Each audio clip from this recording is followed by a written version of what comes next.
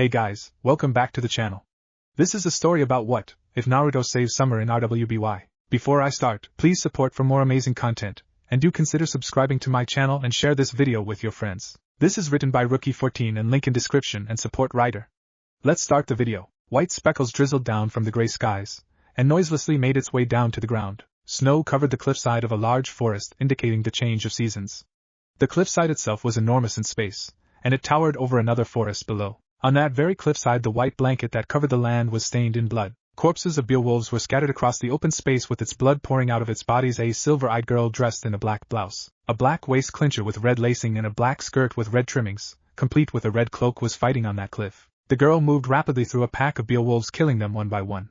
She moved gracefully as if she was performing some type of dance. Her black hair with red tints fluttered in the air as she spun through the air with an enormous red scythe in her hand. She would point the end of her scythe toward one of the wolves and pull a trigger. A dust shell was spit out from her side, revealing the high-powered rifle hidden in her weapon. Using the recoil from her weapon, she repositioned herself to cut off the head off another Beowulf. Not too far from her stood a blonde-haired man, who hid the bottom half of his face with a black cloak with red clouds scattered across it. However, the cloak failed to hide the tears that streamed down the man's face. The silver-eyed man was paralyzed as he watched the young girl dispose of all the Beowulfs. His right hand was clenched tightly to the roses he was holding, and all he could do was stare. Summer, uttered the man to himself as he watched the girl finally kill all of the Beowulfs. His eyes wouldn't budge as an apparition of a similar-looking woman hovered beside the girl. It was almost as if he was staring at an old picture. The girl had noticed him, and was now staring at him. Curious to who could be all the way out here with her. She failed to notice the not-too-dead Grim right behind her. The man's silver eyes flashed to life, noticing the Grim behind her. 3 black tomo appeared in the center of his pupil. From the man's perception, the world suddenly became white and black, and time had stopped. He concentrated his vision on the corpse beside the living Beowulf, and suddenly the world started to move again. However, now in his spot was a corpse of a dead Grim, and now he was standing beside the danger behind the girl. Not wasting a second, the man revealed an orange-sheathed katana-like sword. He pulled the blade out, and revealed its black beauty to the world by sinking it deep into the Grim's skull. The girl who had been standing beside him turned around, and stumbled back at his sudden appearance. She was quick to look up, and stare at the back of the blonde-haired man, not getting a good look at his face. Who are you? Stuttered the girl as she stared at the man's back in awe. Never having seen someone move faster than her. Unknown to the girl, the black tomos in the man's eyes had disappeared. He didn't turn around and kept himself still. For a moment he thought about not replying back at all, and just walking away. A sad smile appeared on his face as he realized how sad the situation was. Would Summer hate him for what he'd become? A coward. Didn't Summer teach you any manners? Lectured the blonde-haired man. You're supposed to give your own name before asking for someone else's. Summer? Asked the girl as she looked a bit surprised at the mention of her mother. You mean my mother? What a minute! How do you know my MO? She wasn't able to finish. The man in front of her had suddenly moved, leaving nothing but green leaves in his place. The girl was once again left dumbfounded, and quickly looked around her. That's when she saw the man far off in the distance, standing in front of an altar at the edge of the cliff. Her mother's altar. She ran across the clearing as fast as she could, but her efforts were futile. When she reached the man, he had turned around and frozen her in place. She stared into his silver eyes, and for a moment she held her breath. Then the man disappeared. Once again leaving nothing but healthy green leaves on the cold winter ground. The girl looked down at the grave, and looked at a familiar bouquet of red roses. They were the same red roses that were always there when she came to visit. The silver-eyed girl reached out for one of the green leaves, and held it in her hand. It's you. A blonde-haired man wearing the black cloak with scattered red clouds sat in a bar. He sat at the bar on a wooden stool. A half-finished whiskey bottle was placed in front of him as he drank down his drink. His gloved hand shook slightly as he placed down the bottle. His eyes looked down at the green crystal hanging around his neck with a hint of sadness and regret. A chime rang through the bar as the door was suddenly opened. The man listened intently as heavy footsteps could be heard making its way across the bar. The man in the stool sighed as he was quick to recognize the sound of the steps.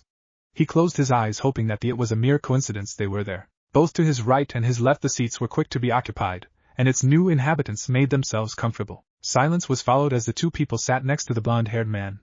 The man finally opened his eyes and took a deep sigh. Tyon Crow, what do you old geezers want with me? Interjected the blonde-haired man as he quickly glanced at the two men. A blonde-haired man with blue eyes looked at Naruto and gave a small grin. The man wore brown cargo shorts with a dark brown belt, black shoes, a red bandana on his left arm, and a brown leather vest over a tan dress shirt with the right sleeve cut off. The only armor he wore was a metal spalder, leather vambrace, and a brown fingerless glove all on his right arm. The other man gave Naruto a scowl at being called old.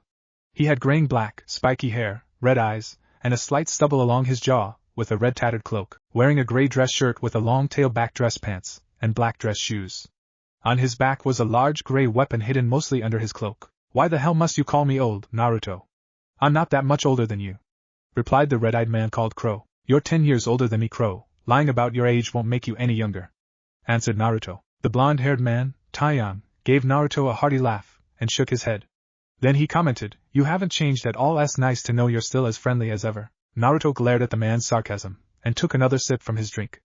Putting his drink back down, he relaxed a bit in his chair. Taeyang took the glare in stride, and simply called over to the bartender. He ordered himself a drink before bringing his attention back to Naruto. "So, how have you been?" asked Taeyang as he looked over Naruto. Naruto looked over at Taeyang, and clenched his teeth. He'd always wanted to hate Taeyang, but how could he? He was too kind, and not once did he ever return any of his glares. Maybe that's what his sister had seen in this man when she married him. Same old same old. Slaying Grim left and right, doing Ashpin's dirty work," replied Naruto as he took another sip at his drink. "Oh really? More like taking every job that hits your desk," questioned Crow, who had stolen a bit of whiskey from Naruto's bottle. Naruto yanked his bottle to the side, and glared at the man. Crow gave him an immature grin. "What are you implying?" inquired Naruto as he looked at both Taeyang and Crow. They both gave each other a quick glance before looking back at Naruto. Crow took a deep sigh, and wiped away the grin off his face. Crow looked up at Naruto with a stern look. "You need to slow down, Naruto," worried Crow as he grabbed onto Naruto's shoulder. Taeyang's drink had finally arrived, and he was quick to grab it. "Ashpin has told us about the rigorous amount of missions you've been taking of late. You're only 26, there's no reason for you to hurry after your death," explained Taeyang. Naruto gritted his teeth, and hissed, "Who's saying I'm trying to get myself killed? I'm simply matching the amount of missions I should be taking to my skill level." "You know that Summer would have disagreed with what you're doing," confined Crow. Taeyang, who had been sitting to Naruto's right, gave Crow a nasty glare. Crow merely shrugged his shoulders, and chose to look down back at Naruto. Watching how Naruto's hand shook at the mention of the name, Taeyang took a long drink, not believing that his friend had brought up such a sensitive topic. Quickly finishing his drink, he took a deep breath, and released it. "Too late to back down now. I bet she would also hate the fact that her brother has been near non-existent in her own daughter's life," added Taeyang. The glass in Naruto's hand shattered in his hand. The entire bar went silent at the horrific sound. For a moment everyone paused to look at Naruto, but just as quick everyone else went back to minding their own business. "I know," stammered Naruto as he stared at the blood from cuts on his hand. A look of surprise came from the two men. Not expecting Naruto to admit something like that. He'd never been the one to admit failure. "I bet she would be disgusted at the man I've become, but what am I supposed to do? I've been gone from Ruby's life for 15 years, there's no reason for me to show up now. It's better if she never finds out who I really am," acknowledged Naruto. Crow looked over at the conflicted man with a bit of pity. He replied, "No one blames you, Naruto.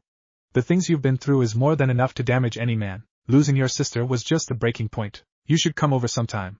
I'm sure Ruby would be happy to meet the yellow flash that always appears when she's in trouble," jibed Taeyang, trying to lighten up the mood. Naruto closed his eyes, gave a small smile.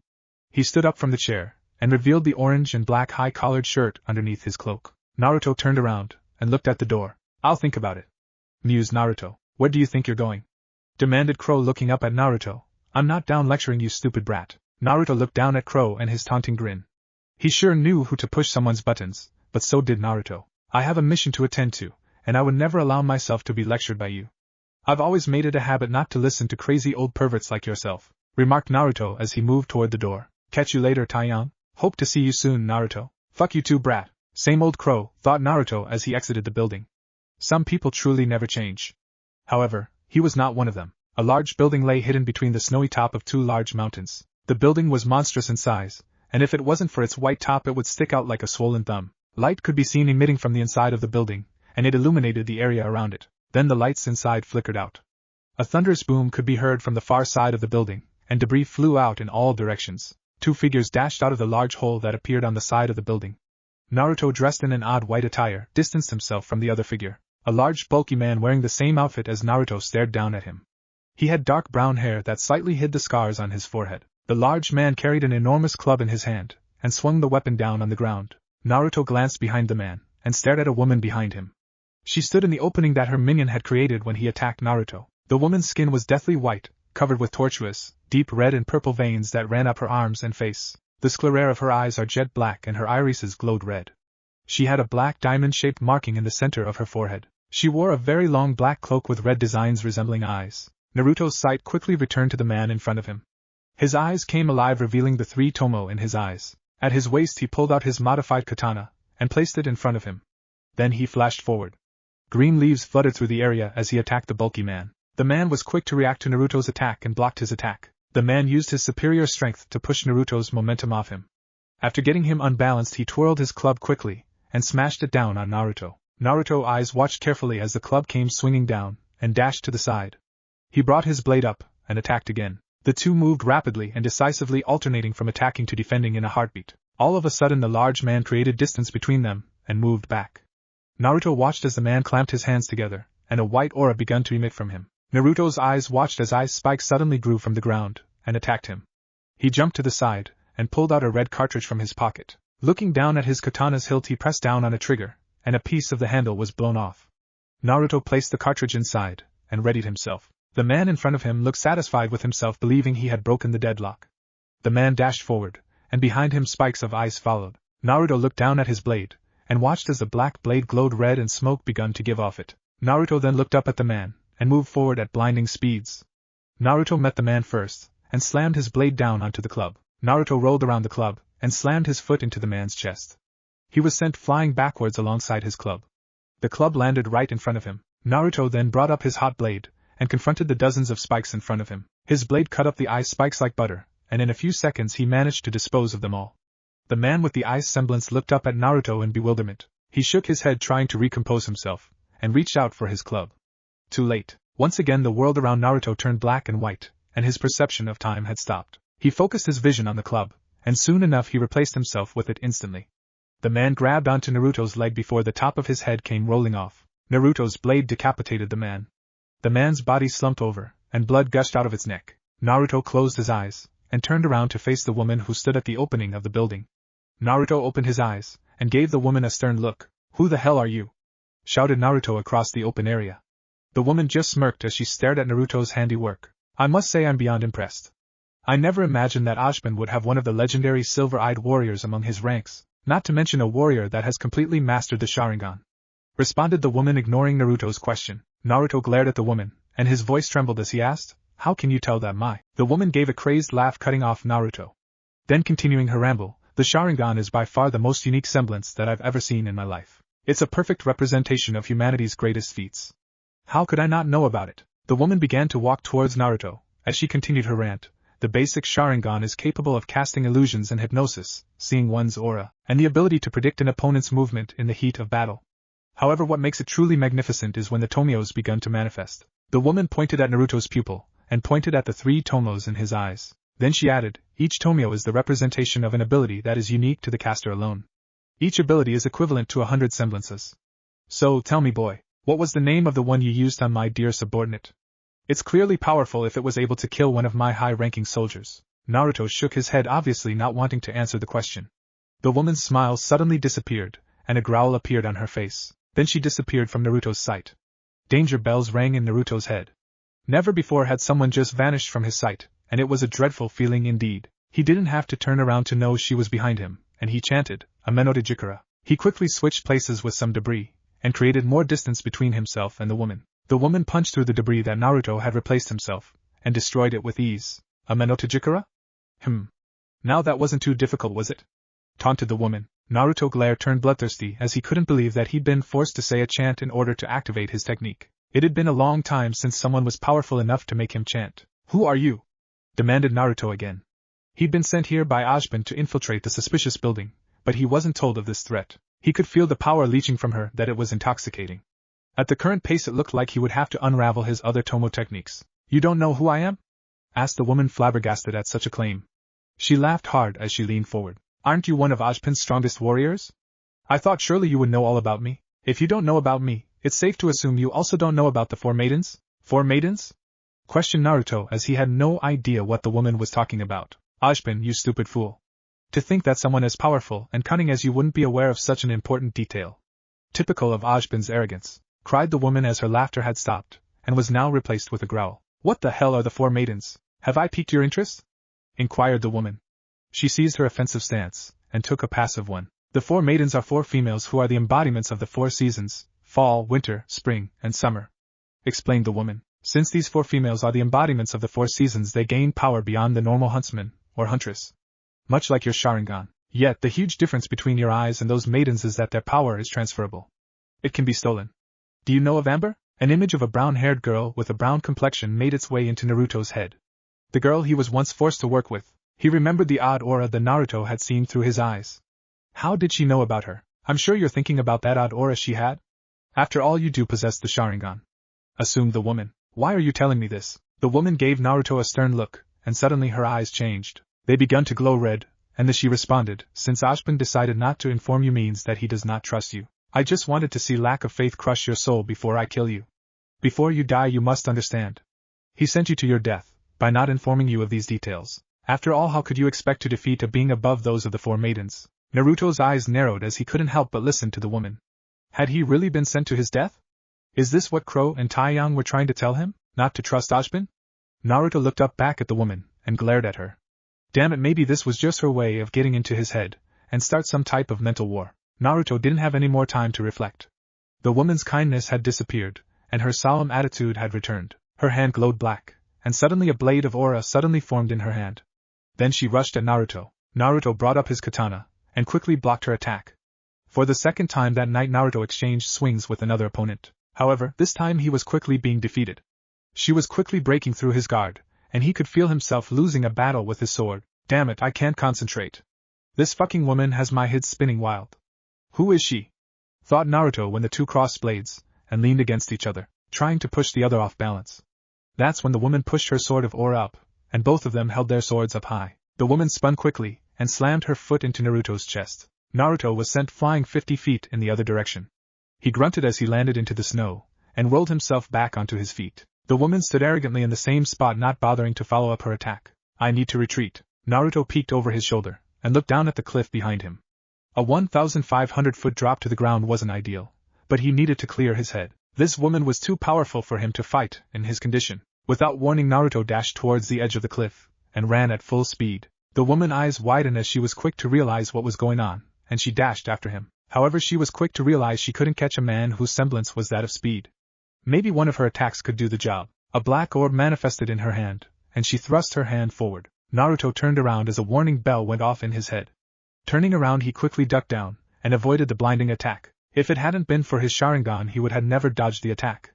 He watched in slow motion as the orb flew over his head, and suddenly the thing exploded. Naruto was stopped right into his tracks as the explosive forced him down to the ground. His entire face became disfigured, and skin was burnt to an unrecognizable color. The woman appeared next to Naruto's body, and smiled. You're the first person ever to dodge that attack the first time. For that I shall reward you right before you die, affirmed the woman. You wanted my name earlier, so I shall tell you. My name is Salem. The aura-constructed blade appeared in her hand, and she rose up in the air. Then she stabbed Naruto through the head. That's when the world suddenly turned black and red for an instant. Salem gave a perplexed look as the dead body in front of her suddenly disappeared. She stood on the cliff silently as she processed what was going on, then she laughed. It had seemed that she'd been too focused on his tomo she'd forgotten about the basic abilities. Looking around the area, Salem was able to confirm that he'd managed to escape, without a single trace of where he went. Those born with silver eyes never failed to amuse her. However, it now meant that she had another thorn in her side. Oh well, all she needed to do was pluck it out. Naruto sat at the base of a large tree. Blood poured from his leg as he looked down at part of his body that had been caught in the explosion. Naruto's eyes were alert as the adrena from earlier kept running through his veins. The four maidens, it seems like me and Ashbin will have to have a talk, thought Naruto bitterly as he tried to tend to his wound. Character profile. Name Naruto Rose. Age 26. Semblance Speed. Weapon Aminojaku. Naruto's orange-hilted katana that is sheathed in a matching orange sheath. The katana has a black blade, and its hilt there is a hidden mechanism. Naruto is able to pull a trigger on his hilt, and open a compartment where he can place modified dust cartridges. Using his aura, he manipulates the dust to add elemental power to his sword. Aura/Silver Eye. Naruto was born with a very special type of aura that allowed him to activate the legendary Silver Eye known as the Sharingan. The Sharingan is a special eye that allows the caster to enhance their vision, see aura, and cast/repel illusions. However, its legendary power begins to truly manifest when the tomos begin to appear. Each tomo represents an ability unique to the caster. It seems that a Sharingan is capable of manifesting 3 of these abilities, and an eye can be considered mastered after all 3 tomos have appeared. It's currently used/and how exactly these tomos are awakened. Tomio Ability 1 Amenotajikara. Naruto is able to replace himself instantly with anything in a 100m radius. When activating his technique, he momentarily stops his perception of time to single-frame picture in order to cast the technique. Tomio Ability 2, used to escape Salem. A long-distance teleportation technique. Capabilities and are completely U/N. Tomio ability 3, affiliation/relationships. Sister Summer Rose, niece Ruby Rose, blood-related, Yang Xiaolong, Summer's stepdaughter, brother-in-law Taiyang Xiaolong, superior Ajpin, previous, Team Nest disbanded, history, Naruto graduated from Beacon Academy at the age of 15, and become the youngest huntsman in the history of the 4 kingdoms of Remnant. His past is currently unknown. Yan, I'm telling you he exists, shouted Ruby towards her elder sister, a teenage blonde girl who wore a tan vest with gold piping over a yellow low-cut crop top with a black crest that resembles a burning heart. The vest had puffy cap sleeves with black cuffs. On the sides of the cuffs, there were 2 small golden buttons. She wore a black shorts under her belt, which resembles a pleated skirt in the back. Over the short shorts but under the belt is a white asymmetrical back shirt. An orange infinity scarf was tied around her neck. Oh really? You expect me believe that you have some blonde hunk acting as your guardian angel? Peeved Yang as she looked down at her younger sister. At the moment they were digging through some old closet. Ruby, who had been digging in the closet, stopped, and turned around.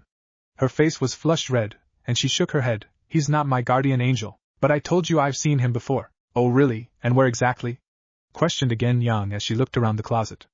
And what exactly are you doing? Dad will get mad if he sees you looking through Mom's old stuff. Ruby frowned, and looked up at Yang with a frustrated look. I don't know, but that's why I'm looking through Mom's things.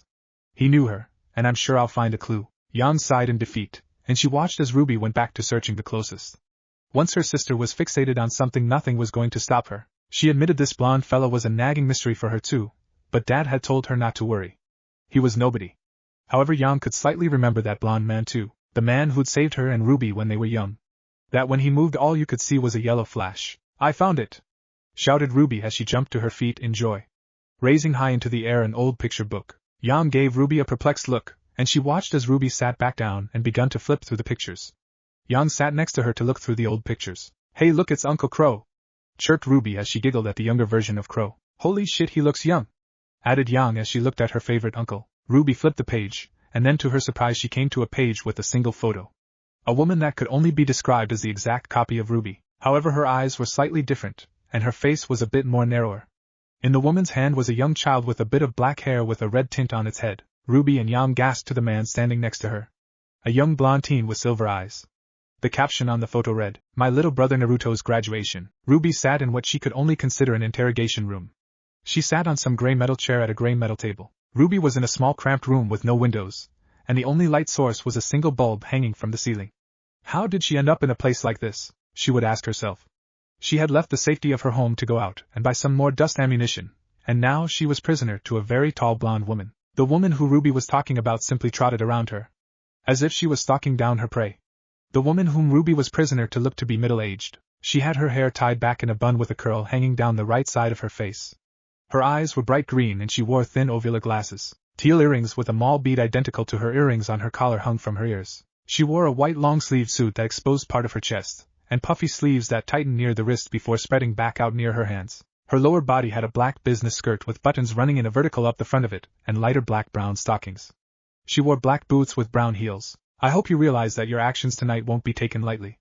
Ranted the woman as she had finally stopped circling Ruby. She stood in front of her now, and was looking at her in a very angry look. She continued, You put yourself and others in very grave danger. But they started it, protested Ruby, referring to the men that had attempted to rob the dust store. The woman didn't allow her to say any more, and she opined, If it were up to me I would have you sent home with a pat on the back. A smile of hope suddenly radiated on Ruby's face as the idea of not getting in trouble began to seem possible. Yet her hope was crushed when the lady gave Ruby a very stern look, and with a slap on the wrist. Said the blonde as she literally slapped her wand onto Ruby's hand. The lady then sighed, and the tone of her voice changed to a much more friendlier one. Then she added, But there is someone here that would like to meet you. Then on cue a man with gray hair stepped into the room. Ruby looked perplexed as she instantly recognized the man. What would he want with her? The man carried a tray of cookies in one hand, and a cup of coffee in the other. The middle-aged man had a light complexion and sharp facial features. He wore shaded glass spectacles and a dark green scarf with a small, purple, cross-shaped emblem on it. His outfit consisted mostly of an unzipped black suit over a buttoned vest and green undershirt. He also wore black Rouse shoes and long, dark green pants. The man stood tall, and gave Ruby a greeting. Ruby rose. He called out. The man gave Ruby an odd look, and suddenly he took a step closer to Ruby. You have silver eyes, he pointed out. Okay was all Ruby was able to answer back, finding the man a bit odd. However, the man didn't find his reaction odd at all. After all, it wasn't every day he got to meet someone with those frightening silver eyes. It was rather breathtaking, and it sent chills down his spine. To think that someone with eyes like that would once again enter his academy. It was indeed a privilege. Looking down at this girl, a wave of nostalgic and déjà vu chilled through his bones. The last time he had been put into a situation like this, Naruto Rose had been the one to enter his academy. Now that was a day he could never forget. Professor Ojpin. Ojpin sat in his desk when the loudspeaker was abruptly turned on.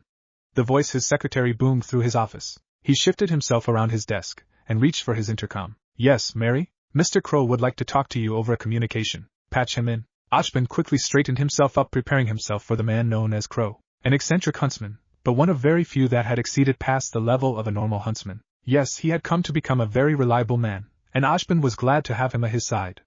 Even if he had a couple of quirks. Ojpin looked over at the clock, and was surprised at the time. Had Crow already finished the last mission they had discussed? It was a couple of hours too early. Crow had always been the one to create results quickly, but it still disturbed Ojpin. Suddenly Ojpin's desk lit up a projection, and the image of Crow was visible. Ojpin frowned as he looked at the rare sight of worry on his face. The young lad hardly ever showed that face, and it caught Ojpin off guard. Crow, what is it? Did the mission go all right? Asked Ojpin with an alertness in his voice. Crow took a deep sigh, and he rubbed his forehead. Then he replied, there was a complication. Complication? What complication? Demanded Ojpin. He'd known that this mercenary for hire group were skilled, but had it been too much for the hand-picked huntsman that Ojpin had chosen? Crow looked down at his feet, and then back at Ojpin. When we got there, half of the group had already been killed off, and we found the boy responsible with his sword sunk into the throat of the leader. Dead? And did you say boy?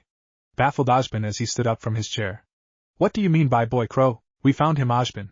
Summer's brother who went missing 6 years ago. He was there, Ojpin. Ojpin's eyes went wide at reveal of information.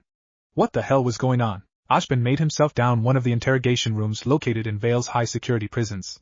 He made himself to Block C, where all juvenile delinquents were kept. Usually the place was very quiet since the number of such delinquents was low.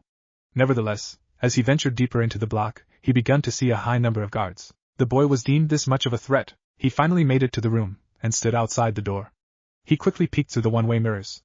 Inside was a blonde child tied to a chair, and his eyes covered. Ojpin frowned at the treatment, finding it a bit of an overkill to obscure his vision. Where was the purpose in doing that? It would only agitate the prisoner. You're here, Professor. Came a voice from behind. Ojpin turned around, and looked at the blonde woman behind him.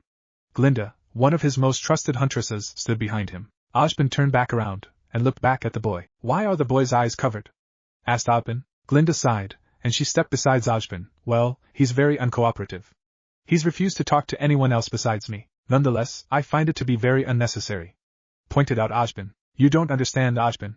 Reckoned Glinda. Every person that has tried to interrogate him has fallen to some illusion of his. If it wasn't for the blindfold, then it would only take him mere eye contact to ensnare someone. Ojpin rose an eyebrow, find the ability quite intriguing. He'd managed to learn a little bit from Summer about her silver eyes, but it seems like her younger brother was leagues above her. Has Summer been notified? Wondered Ojpin. No, keep it that way. Ordered Ojpin as he moved toward the door and slipped in. Glinda nodded, and followed close behind him. They sat in front of the boy. Who's there? Asked the blonde. Professor Ojpin, I'm sure you've heard of me, and the blonde woman you met earlier, Glinda.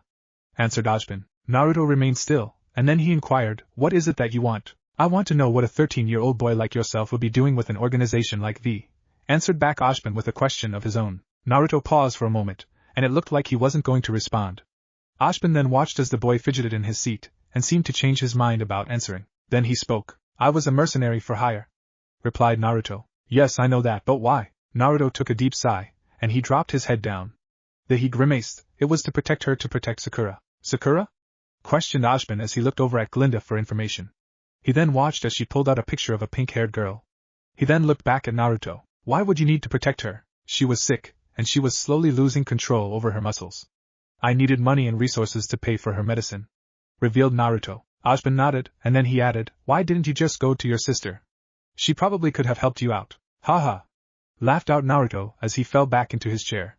Ojpin rose an eyebrow at his sudden attitude, and then asked him, what's so funny? Naruto's laughter ceased completely, and an angry frown appeared on his face. Then he barked, why the hell would I ask for help from that witch? The same woman who left me to fend for myself when I was 6. Tell me, Ojpin. Where the hell was she when they burned down our village? Slaughtered every single person in our village? Where was the help when I needed it most? You know that isn't true, Naruto. Summer didn't abandon your village.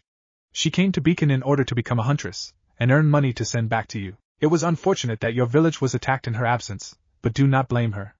Retaliated Ashbin as he began to see the situation unravel before him. Did Naruto truly believe his elder sister abandoned him? Naruto shook his head. He responded, whatever, she was always gone when it mattered most. She never cared for me, and no one ever has since. The words echoed through Ashbin's and Glinda's hearts. It was sad to hear those words come from a child. He was only 13, but he looked more broken than a retired huntsman. Ashbin closed his eyes for a moment, before adding, I hope you don't believe that to be true. You should know that Summer searched for you for years. Well, she didn't look hard enough, did she? Interjected Naruto. Ashbin let out a frustrated sigh. This kid was turning out to be a handful. Ashbin decided to change the topic, and asked a different question. Why is it that you turned your back on V? What compelled you to kill 6 members including the leader? I wanted out. The answer took Ashbin by surprise. He hadn't expected that answer. For some reason he was expecting a different response. What do you mean by that? I didn't agree with what V was doing, so I was planning to abandon them, and run away with Sakura. Disclosed Naruto. And how did that lead to you dueling it out with the organization? There was supposed to be a grand meeting last night about the future of the organization. Somehow the captain had found out about my possible abandonment, and decided to make an example of me. He dragged Sakura out in front of everyone, and then, Naruto paused for a moment before finishing, then he had her killed. Ashbin looked at Glinda, and got confirmation when he looked at her nodding head. Ashbin remained silent, and a moment of silence fell upon the three. Ashbin then reached over the table, and he removed Naruto's blindfold.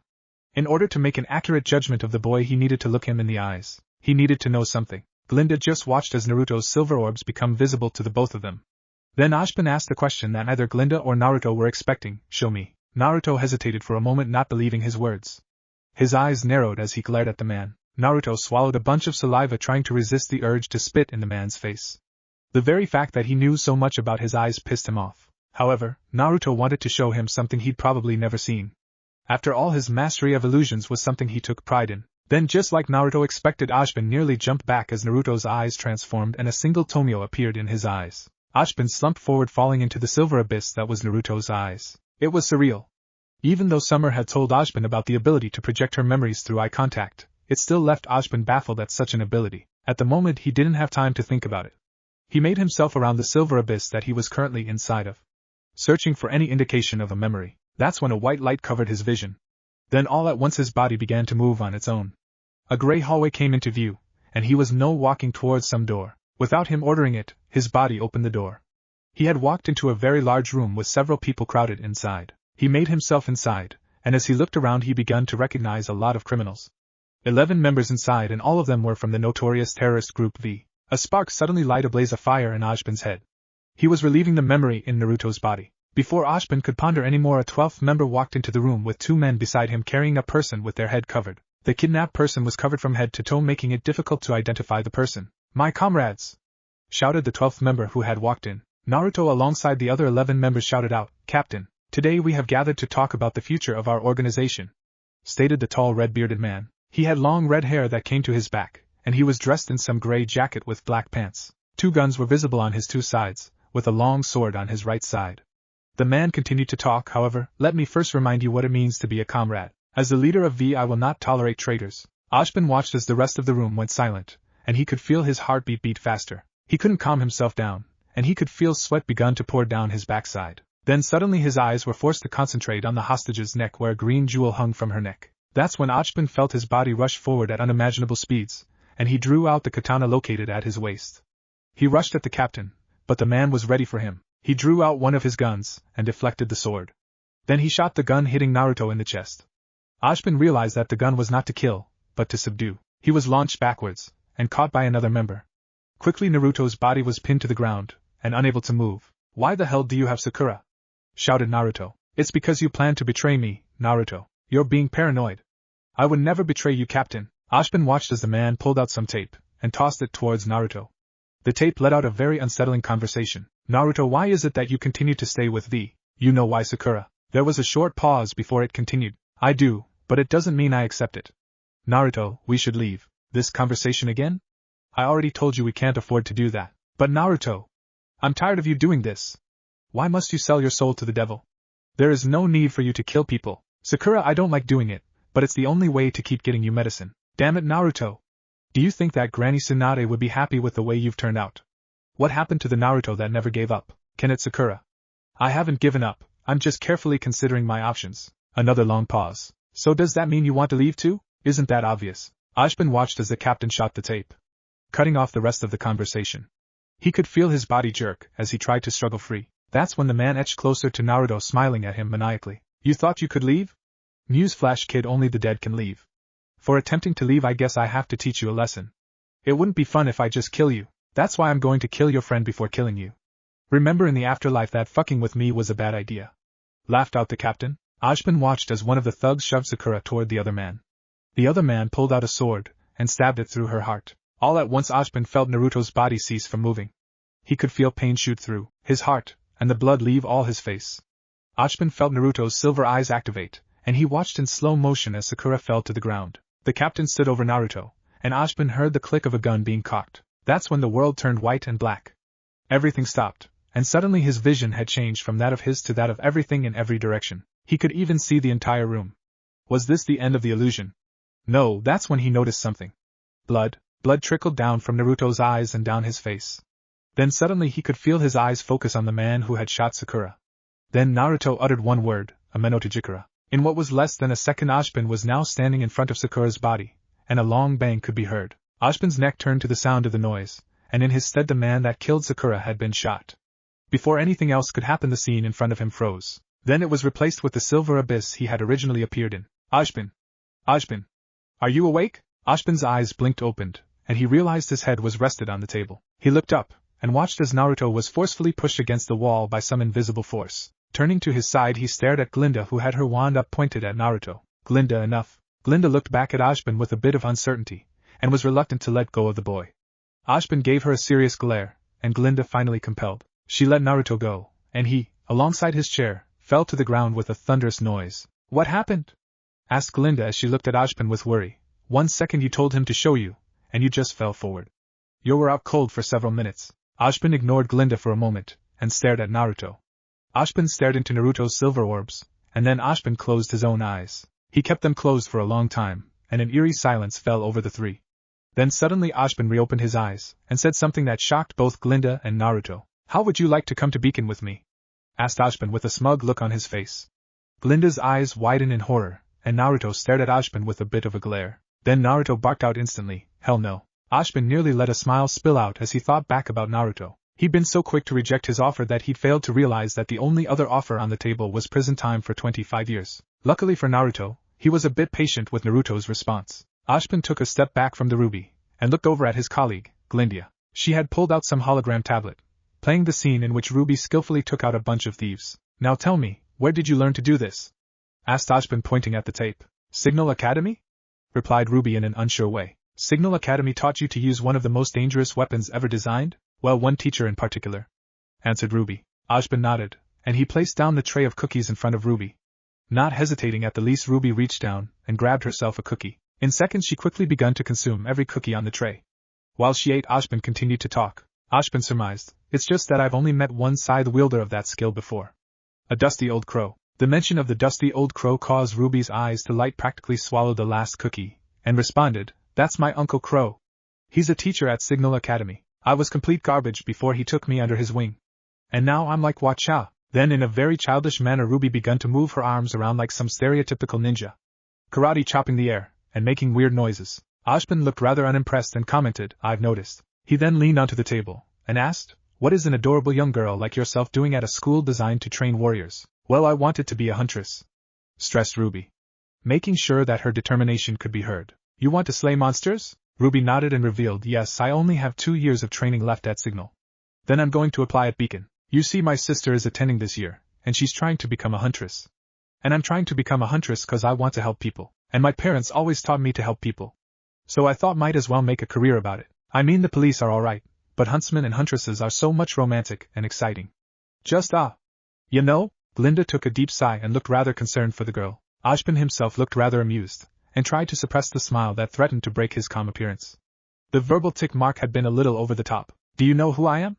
Asked Ashbin suddenly. RWBY looked over at the man, and answered, you're Professor Ashbin. You're the headmaster at Beacon. Hello, nice to meet you. So, you want to come at my school? RWBY took a deep breath, and she confessed, more than anything. Ashbin brought his mug up, and took a drink of it. He paused for a moment, and looked over at Glinda. Glinda frowned, but she didn't voice her opinion. Instead, she just opted to look away. Ashbin then looked back at RWBY and smiled. Okay. RWBY gave a huge smile that stretched ear to ear. However, her happiness was suddenly cut short when she was stuck with a sense of confusion in her head. Okay? What do you mean okay? Asked RWBY as she stared back at Ashbin. Ashbin answered, you'll be joining Beacon Academy alongside the new crop of first years entering our academy. But I am only 15. That's like 2 years ahead. Is it really okay for me to enter so early? Questioned RWBY as she was suddenly left with a dilemma. Ashbin gave a slight chuckle, and he turned around toward the door. I thought you said you wanted nothing more to enter my academy. Maybe it wasn't the thing you wanted the most. Well, I do, but stammered RWBY, now realizing the contradiction that she had just caused. Ashbin could feel her frustration, and added, I am just kidding, RWBY. He turned around and looked RWBY in the eyes before commenting, I can see the fire in your eyes. It's been a long time since I've seen a child with such eyes. Do not fret about your age. Beacon Academy has had people graduate at your age. More begun the academy. Ms. Goodrich will help you out with the details. I must run. I have headmaster duties to attend to. Clarified Ashbin. By now he had already turned to the door, and was making himself out. However, RWBY stood up abruptly from her chair, with a look of determination in her eyes. Finally she found the courage to ask about the man she'd been too scared to ask her father. Are you talking about Naruto, Rose? Ashbin stopped dead in his tracks, and stood silently for a moment. He then grabbed the doorknob, and opened the door. Then before exiting the room he left with one final comment. I must say that you unexpectedly look after your uncle, RWBY.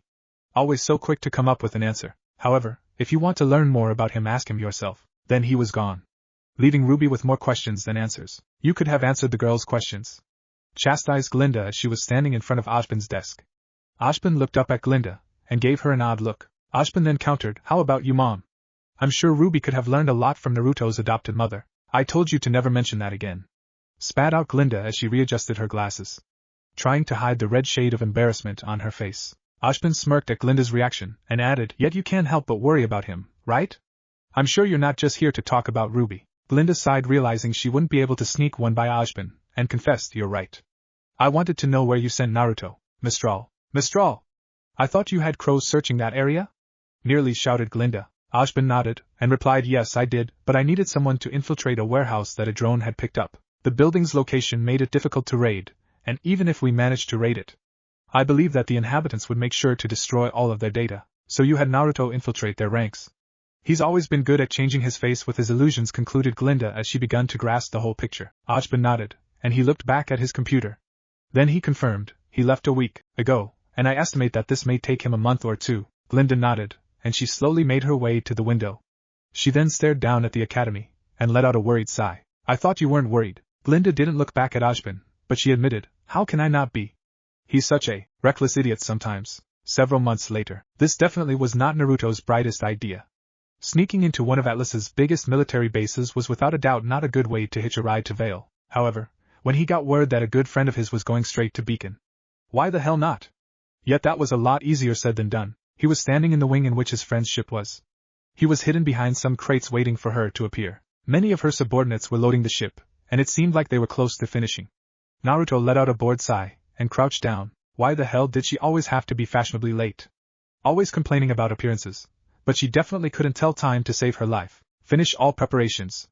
We leave in 10 minutes, shouted a woman. Naruto peeked over the crate, and smiled as he looked at the woman in front of him. A tall young woman walked across the wing. She had pale skin, white hair, and medium light blue eyes. Her hair was tied up in a bun at the back of her head, with the exception of her bangs, which are brushed off to the right of her face. She wore a white and blue Atlas uniform. Then Naruto let out a loud whisper, PSSSD Winter. The so-called Winter stopped dead in her tracks, and a look of surprise was visible on her face. She turned toward the crates by Naruto, and nearly tripped when she saw a terribly hidden Naruto. Naruto grinned as he waved at her. Naruto almost let out a laugh as Winter marched toward him, and came to a screeching halt inches away from the crates. Naruto greeted her. How's it going, Ice Queen? Naruto, Winter uttered with a twitch in her eye. Then in anger she kicked the crate to the side, completely exposing him. She reached down and grabbed Naruto by the collar, and pulled him up closer. She growled, where the hell have you been? You know, slying Grim left and right. Typical stuff, answered Naruto with a smile. Winter pushed Naruto back, and crossed her arms. You know that's not what I mean. You've been gone several months over the mission expectancy time. You've been declared MI for weeks now, informed Winter as a look of worry filled Winter's face. Then she confessed, we thought you'd been killed. Like I would die so easily, remarked Naruto as he brushed his fingers through his hair, feeling a tad guilty for making his closest friend worry. That's when Winter reached into her pocket and pulled out a metal object. In less than a second he'd been handcuffed to Winter. Naruto let out a little hut as he was pulled away by Winter. "I'm sorry, Naruto, but I have no choice to turn you into my superiors," said Winter as she dragged Naruto away. Naruto sighed at Winter's strict conduct regarding rules and regulation. "You know that the big boss is that way. I don't see why we should meddle around with the low high-ups," pointed out Naruto as he pointed at the ship. Winter paused and looked back at the ship. Then she rose an eyebrow and questioned, "How do you know that?" "Well, you see, I was cruising downtown looking for a free ride to Beacon. That's when a little birdie told me that Winter Shmi was to deliver a shipment of robotic soldiers to the general," answered Naruto. Winter looked down at Naruto and narrowed her eyes. Then she seethed, "So it was you? You were the one who attacked my men last night?" Naruto looked at Winter's scowling face and gave her an innocent smile. Bringing up both of his arms, he chirped, "Guilty. You know that you're handcuffed to me, right?" "I know. There's nothing stopping me from kicking your ass. Amanoja Takara? I guess you have a point." With that, Winter turned back toward the ship and dragged Naruto to the door, all while shouting out orders, "Prepare room for one more, and hurry up. We need to leave ASAP." Naruto and Winter quickly made themselves on ship. While boarding, Winter looked over at Naruto's waist and almost punched Naruto. "Where the hell is the custom-made katana?" demanded Winter as she stopped in her tracks and glared again at Naruto. She then added, "That wasn't exactly cheap to make." Naruto let out a cheesy smile and answered, "Well, to make long story short, you see, Winter, I was fighting a very strong woman, and I got thrown off a mountain. I seemed to misplace it on the way down those 15,000 feet. "Strong woman?" asked Winter with curiosity as she boarded the ship. "Curious? Well, you see, that information is classified," said Naruto in his usual smirk. However, after that last comment his face became deadly serious, and he continued, "However, at the moment I have myself asking what other classified secrets our so-called leaders are keeping. Maybe I'm willing to share some information for old time's sake." Winter rose her eyebrow, being caught off guard by Naruto's tone. She turned toward the ship and replied, "Let's discuss it on the ship." "Certainly," agreed Naruto as they boarded the ship. "By the way, do you think you could make me another katana for old time's sakes? You know, being part of Team Nest must count for something in your books. Only if you promise to not make any more annoying comments. I guess it's back to the old-fashioned katanas. Past, if you just asked for my help, I wouldn't mind helping you make a weapon," chimed Winter as she looked over at Naruto with a smirk on her face, quite satisfied with watching the prodigy of Beacon Academy have so much trouble with designing a weapon. Naruto let a groan of annoyance as his notebook into the air and scattered all the metal parts on his desk. He was currently sitting in their room trying to bring alive his ideas. Yet, he was having very little success. It didn't help that Winter was constantly hovering over his shoulder and teasing him about his inability to create a decent weapon. "You would expect Beacon's youngest future graduate to be able to come up with at least a decent weapon," continued to tease Winter as she sat on her bed and pulled out her weapon, making sure to polish it in front of Naruto. Naruto glared at Winter and muttered, "Shut up, Atlas Reject." "What?" Naruto cringed as he knew he just unleashed hell. Naruto simply picked up his notebook and began to draw in it as Winter rambled. "Naruto, you know very well it was my father who kept me out of Atlas Academy, and is the only reason why I ended up going to Beacon. I'm getting tired of you calling me an Atlas Reject. Are you listening?" "What?" Naruto only had enough time to duck Winter's fist, and Naruto gave a laugh as he jumped onto a bed. Winter followed close behind, determined to make Naruto pay. Winter jumped onto the bed, and she was blasted with a pillow. Winter growled and grabbed the pillow and chucked it at Naruto. Naruto had been caught in mid-laugh when he took a mouthful of feathers. Winter was about to move forward. Something caught her eyes. She stopped and looked over to the desk. Winter moved towards Naruto's open notebook and stared at the picture tucked into the open page. A stunning red-headed woman with silver eyes looked forward as a black-haired girl around the age of 13 and small blonde-haired toddler around the age of 3 sat on her laps. It took a moment for Winter to realize that the picture was of Summer and Naruto and their mother. "Her name was Kushina," whispered Naruto as he stood behind Winter. Winter looked over at Naruto and then asked, "How did you get it?" "Summer gave it to me last time she visited." Winter gave Naruto a warm smile and was happy that her friend had finally reconciled with his sister. Winter still remembered the day Naruto spit in her face and told her to get out of his sight. Now looking into his eyes, Winter could tell that they were filled with regret. After all, it wasn't Summer's fault of what happened to their village. "Do you remember her?" Naruto shrugged his shoulders and gave a smile, "Bits and pieces. She died when I was only 4 years old. Summer said it was because she caught some type of illness. Honestly, I'd forgotten how she looked like. But one thing I never forgot was her voice. I can still remember the lullaby she would sing every morning." Naruto smiled at the memory as Winter continued to inspect the photo. That's when a thought crossed Winter's mind. "Naruto, where is your father?" "I don't know. As you know, me and Summer were only half-siblings. Her father died when she was young, and Summer had no idea who my father was. Apparently he'd been some huntsman who saved the village from some powerful Grimm. explained Naruto as he grabbed his notebook and closed it. He lingered around the village for a while, and got frisky with my mother. Winter and Naruto blushed for a moment, and Winter didn't look Naruto in the eye. Naruto tried to ignore the awkward tension, and continued, well, he left the village before my mother learned she was pregnant. Apparently she was never able to find him again. Summer and I are the last of my village, and neither of us never learned his name. That's why I never figured it out. So, I suppose he could still be alive. Well, no offense Naruto, but that guy sounds like a total scumbag. I mean, he saved the village, and he just basked in his glory and left. Honestly, the guy could have at least been thoughtful to visit the woman he'd a complete animal. Exclaimed Winter as she crossed her arms. Naruto rolled his eyes as he knew that Winter was very keen on public appearances and morality. But if it wasn't for him I wouldn't be born today. As well, I wouldn't have two semblances. So, he had two semblances? Naruto shook his head, and instead reached into his drawer. He then pulled out a second notebook, and placed it in front of Winter. Naruto opened it to green mark page, and showed it to Winter. Well, as you know, I do have the odd ability to recover from wounds quite quickly. Summer told me that my father apparently had a very powerful semblance that allowed him to heal from any wound. It was what allowed him to take on this powerful grim. Naruto then flipped the page, and showed Winter a family tree. My mother had semblance of using speed, and was also born with silver eyes. I brought this up to Professor Goodwitch, and she told me that I probably inherited both of my parents' semblances. Typically you are born with a unique semblance, or a very powerful inheritable semblance. Summer also has the speed semblance that we inherited from my mother. However, I also seem to inherit a version of my father's semblances. So, Professor Goodwitch believes that both my parents were born with powerful inheritable semblances. Thus, I was able to be born with two semblances. That's awesome Naruto. Naruto and Winter looked over at the doorway where a slim girl wearing the beacon uniform stood. Her skin was a milky moon, and she had beautiful reddish-brown hair. On top of her head 2 bunny ears could be seen, revealing that she was a faunus. Ember, when did you get back? Asked Naruto, not quite expecting Ember.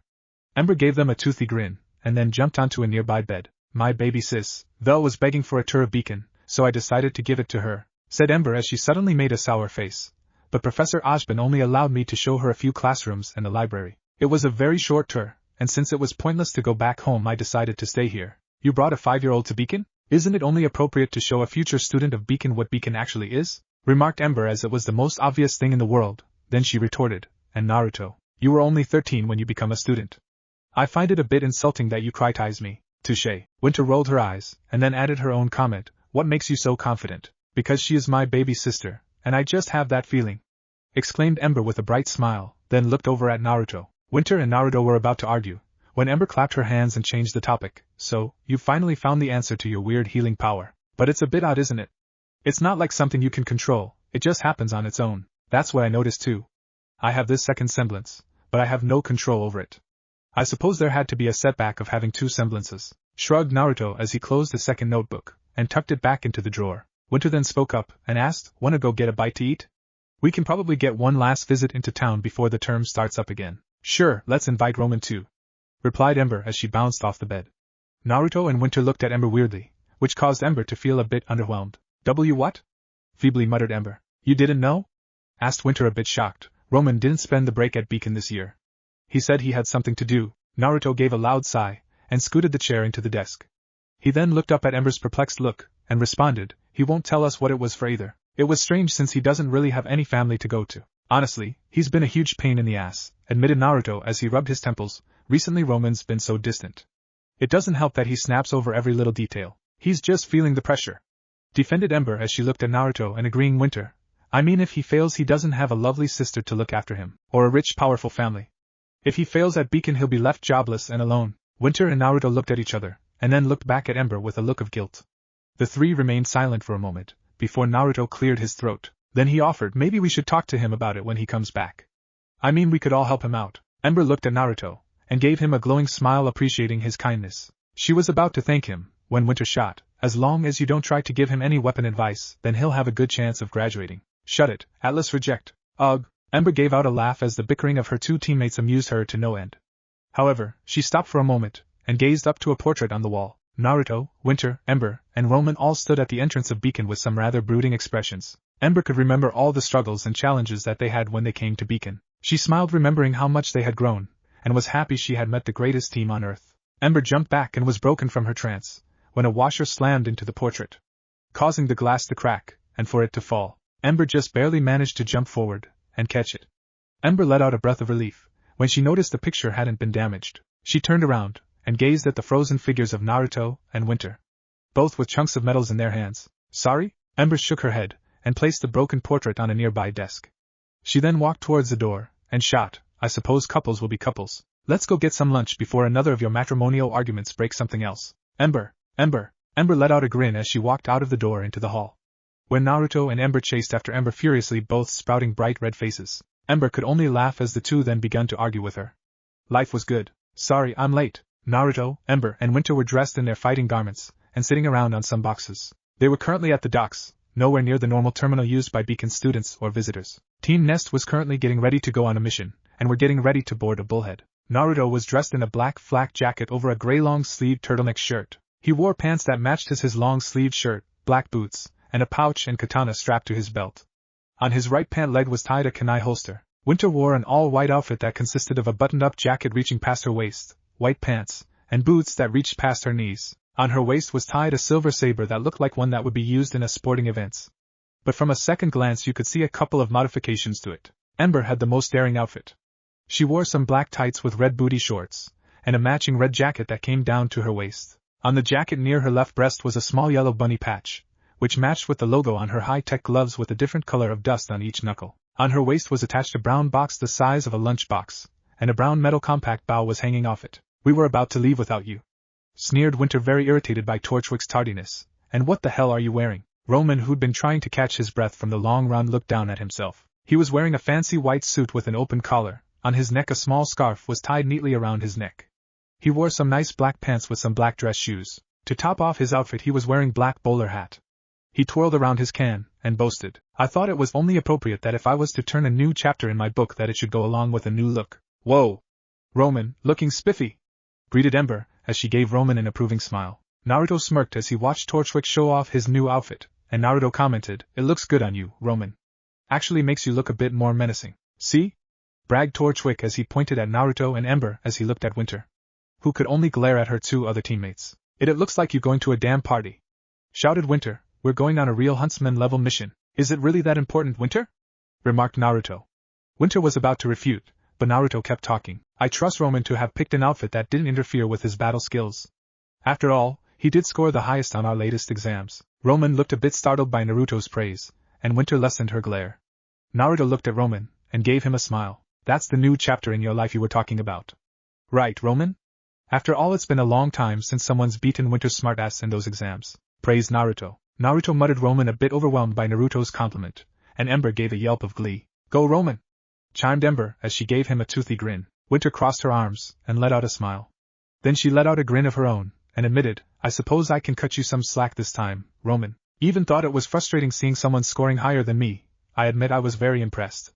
Great job, Roman. Thanks, whispered back Roman a bit timidly, and everyone gave a laugh, not used to his not-so-arrogant self. Let's go, we need to start boarding soon. The mission was one of the easier assignments they had been given. Team Nest was given the task of retrieving a valuable package from an airship wreckage located in a forest 50 miles outside of Vale. The airship belonged to Atlas, and an engine malfunction had caused it to come down. Naruto was currently walking down the forest as he looked down at his scroll, and continued to read the mission briefing. Apparently a special package was in that cargo, and officials had declared the package important enough to risk retrieving. Since the airship had crashed into a Grim-infested area and the need to minimize casualties, they had decided to send in a group of huntsmen. This is where Team Nest came into play.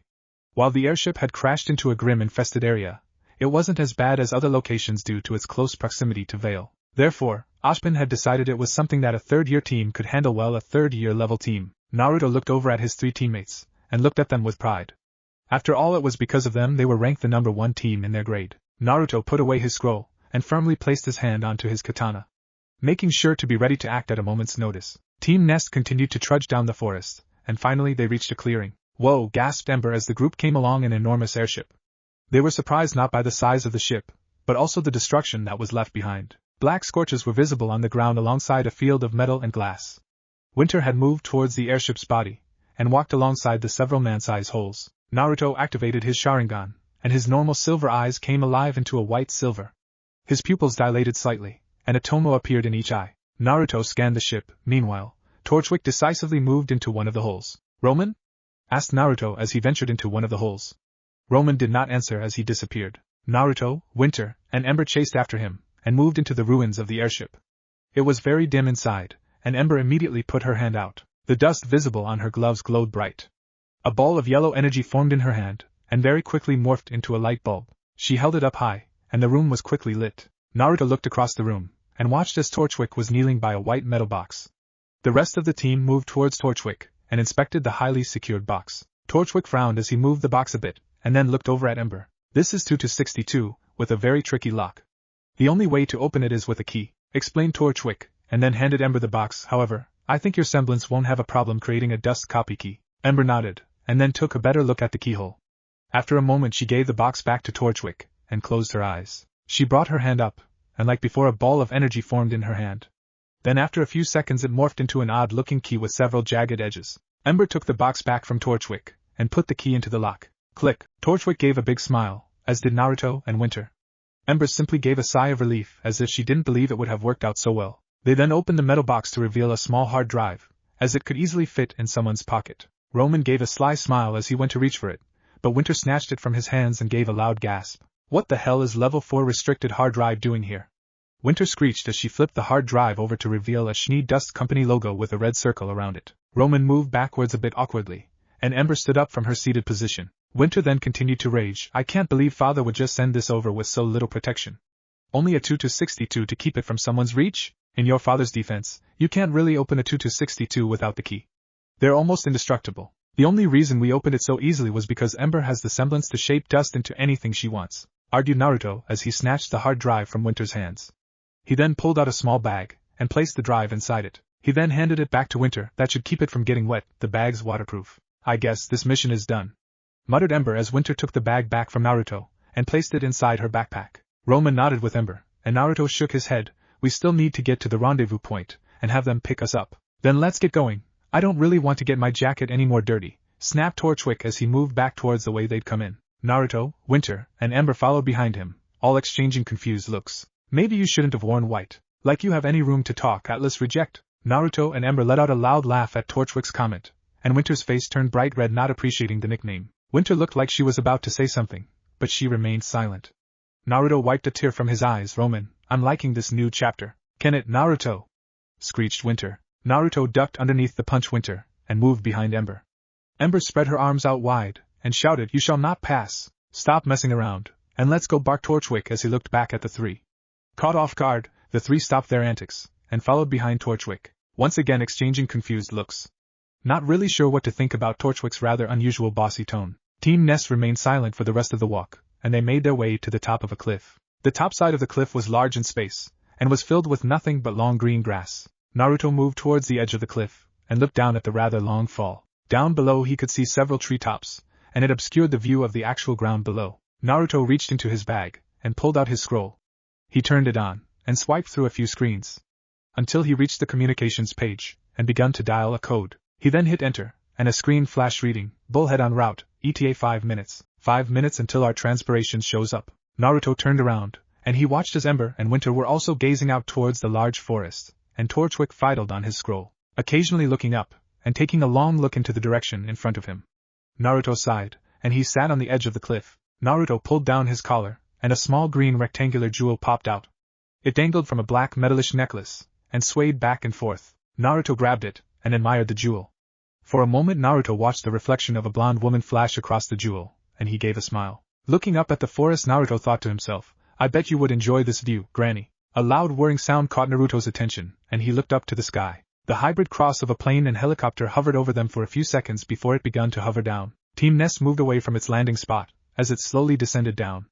On the side of the bullhead the large door slid open, and a soldier became visible. The man shouted to them, Hop on.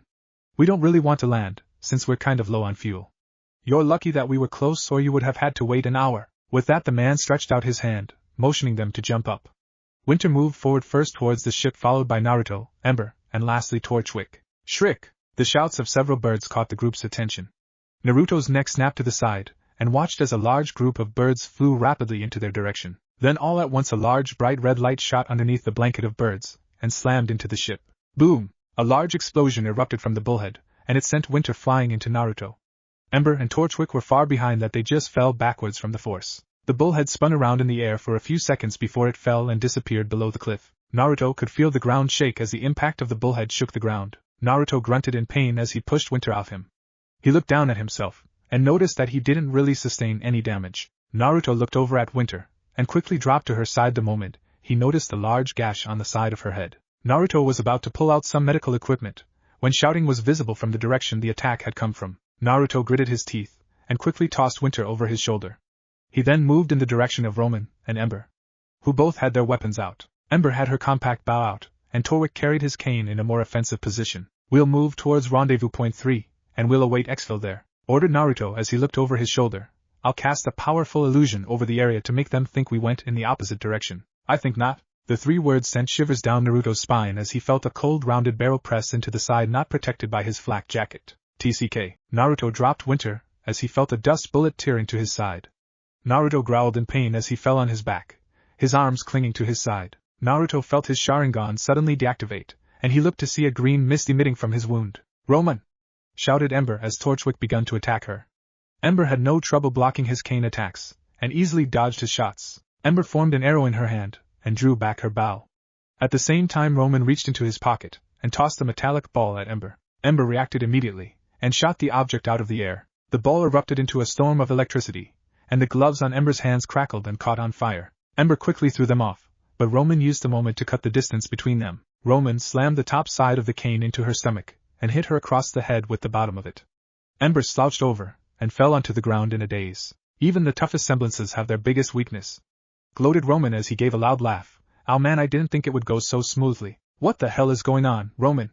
shouted Naruto as his eyes shook in anger. Naruto glared at Roman with much anger, as he was quickly connecting the dots. Roman's laughing got louder, and he bended forward. He finally stopped to answer. "Naruto, isn't it obvious I'm done being a useless huntsman?" Roman cried out Ember as she tried to get up, tears in her eyes not believing what was occurring.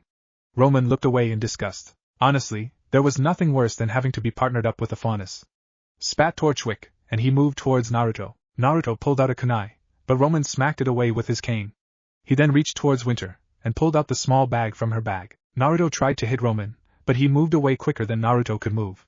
He then twirled the bag in the air, and he bragged, "This was too easy, almost like stealing candy from a baby. Must say you've done a good job, kid." Naruto and Ember looked over, and watched as a group of 4 men walked up the cliff. The man who'd spoken was in front of the other 3. He wore a tattered-up blue denim jacket, a gray undershirt, and blue jeans with boots. The 3 men behind him wore gray armor jackets, with black pants and black boots. "Glad you're happy with my service, Governor," exclaimed Torchwick as he gave a little bow. The governor gave a smile revealing the gold tooth on the bottom row of his teeth. The governor cheered. "Of course, Torchwick. Your plan went perfectly.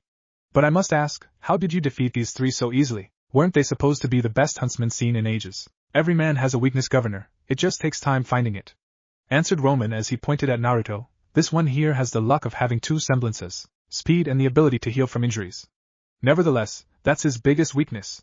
While he can control his speed, he can't consciously control his healing ability." Torchwick pointed at Naruto's injuring, and continued, "A normal human would bleed out in seconds if they were to take a point-blank shot to the liver. Yet, when he receives a mortal injury his body automatically turns on the healing ability to its fullest potential. I was able to notice something that Naruto didn't. Naruto loses his ability to use his speed or his troublesome Sharingan when his aura is solely focused on a mortal injury." Torchwick then pointed at Ember, who was now pinned down by one of the governor's men. Torchwick gave Ember a grin. "This one has a semblance that allows her to morph dust into anything she wants. But it's useless without dust within her reach, so she loses the ability to morph anything if you destroy her gloves." Ember remained stoic as she lay pinned down in disbelief at the situation. Meanwhile the governor clapped, and he gave a hearty laugh. "Torchwick, my boy, you'll be perfect addition to Klepta." "Why?" Naruto looked over as Ember had finally spoke, and looked up at Torchwick in tears. Torchwick looked down at Ember, and answered, "Because I was tired of Beacon, and its filthy ideology. What's the point of being a huntsman if I'm only to work for the government,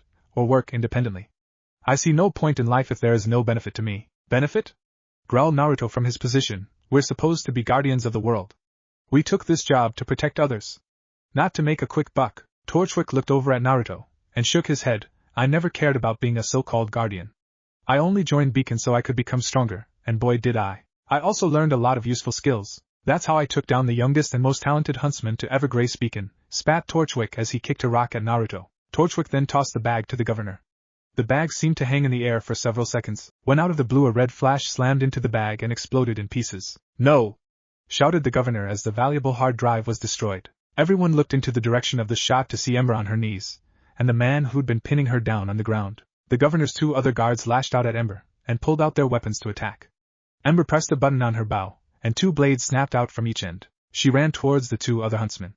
One of the men carried 2 boomerangs, and the second man carried a large sword easily a foot in width and several feet in length. For a few seconds the Ember exchanged quick strikes with her bow, and defended from the man with the boomerangs. The larger man swung his sword widely, and was too easy for Ember to dodge. Ducking underneath the man, she kicked him across the clearing, sending him flying into a nearby tree. At that moment Torchwick entered the battle, and smacked her with the side of his cane. Ember fell backwards, but used her momentum to roll herself back up and dodge Torchwick's shot. The bullet grazed by the side of her torso, and then she pulled up her bow. Then to Torchwick's surprise a dust arrow formed in her hand. At the drop of a hat, Ember drew the arrow and fired. The arrow moved too quickly for Roman to react, and was only saved by the timely interception of the other man's boomerang. Ember dropped back, and a very bright green arrow formed in her hand. She placed it in her bow, and pulled back. With every second Naruto watched as the green arrow grew in size. She then pointed it at the governor who was standing a few inches away from Naruto. Then she fired. The arrow moved far too quickly for the governor to react. It covered the distance between them in milliseconds. Naruto guessed that it might have too quick for even his Sharingan to track. The arrow flew inches from the governor's right arm, and missed him. The green arrow continued its path, and hit Naruto square in the chest. He fell on his back rather forcefully. Naruto's vision blurred as his head hurt like crazy. That's when Naruto blinked.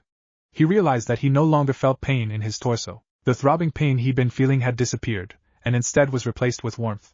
His body suddenly felt rejuvenated, and all at once Naruto activated his Sharingan. His silver eyes came alive, and now present in his eyes were 2 tomos. Ember had fallen to her knees, and was breathing extremely hard. Naruto could see with his Sharingan that her aura levels were nearly depleted. Naruto gave a grin. Ember had always been the brightest out of the bunch. That's when the governor pulled out a revolver, and shouted, "Faunus piece of shit." Right before the governor pulled the trigger, Naruto activated a Minotajikura, and teleported Ember right next to her. TSK, the governor shot at empty space, and it was Torchwick who quickly found Ember, who was slumped over Naruto's shoulder. He watched as Naruto grabbed Winter, and the 3 disappeared in a cloud of green leaves. "Naruto!" screamed Torchwick as his plan had been ruined when it should have already been over. But his screams reached no one as Naruto was already gone. Naruto was racing through the forest as he awkwardly carried both Ember and Winter. He was jumping from tree branch to tree branch, and was having difficulty keeping his current pace. In mid-jump he felt his side flare up in pain, and when he landed on the next branch he slipped up and fell down. He only barely managed to throw Ember off him as he let Winter use him as a cushion. Naruto grunted in pain as he lay on the ground defeated. Sweat poured down his forehead as he'd been running endlessly for 15 minutes. "Naruto?" Naruto looked over at Ember, who'd finally woken up. Naruto pushed Winter carefully off him, and approached Ember. He eyed her closely, and noticed that she'd recovered some of her aura, but was far from completely regenerated. Naruto then asked, "Are you okay? Did it work?" she asked. Naruto nodded as he moved over to check on Winter. "I didn't know that you could form arrows by using just your aura, nor that you could make arrows that transferred aura." Ember slumped her shoulders, and gave a guilty reply. "I didn't mean to keep it from you, I'm sorry." "Never mind that. It was lucky that you didn't say anything. Or else we would probably have been killed by the governor," muttered Naruto. He finally turned, and looked Ember in the gave a loud gasp. "Naruto! Your eyes, they've changed!" exclaimed Ember. Naruto's eyes widened, and his eyes darted to his katana. He pulled out the blade a little bit from its sheath, and gazed into the reflection of his eyes, where 2 tomo were now visible in his eyes.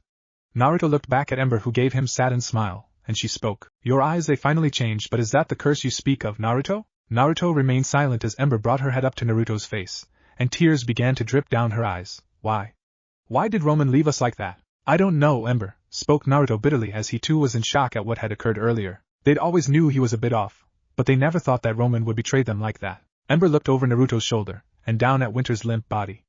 Ember quickly crawled over to her, and checked her pulse. Ember looked over back at Naruto, and the tears began to fall out harder. Ember checked over at Winter some more, and Naruto stood over her. "How bad is she?" asked Naruto. Tears rushed down Ember's eyes as she looked over at Naruto, and barely whispered, "Her pulse is weak, and her wounds look infected." Winter. Ember choked up a sob as she shook her head, and finally uttered, "She'll probably die if we don't get back to Vale." Thump! Ember and Naruto's head snapped to their right side, and watched as a tree fell down upon them. Ember quickly grabbed Winter, and rolled to the side. Naruto raced around the tree and towards the other side. He pulled out his katana, and quickly put it in front of him. A grim that reminded Naruto of the gorilla stood in front of him. Naruto's Sharingan stared down the grim as it growled loudly, and pounded its chest. The grim was easily 15 feet tall, and was massive in size. Naruto gritted his teeth, and couldn't help but curse his luck. That's when Ember came from behind the tree, and took a step back as her mouth widened in surprise. "BB Ringel," exclaimed Ember as she pulled out her bow, and quickly formed a small arrow. "What the hell is it doing so close to Vale? I don't can." Naruto was cut off as the Beringel suddenly begun to attack. It rushed at Naruto, who quickly ducked underneath it, and rolled away from its punch. He quickly dashed behind it, and brought up his katana to cut off its head, but the Beringel was quick, as it jumped forward to dodge Naruto's attack. Then without ever looking back it turned around, and its fist came flying at Naruto. Naruto quickly brought up his katana, and just barely managed to avoid a direct hit.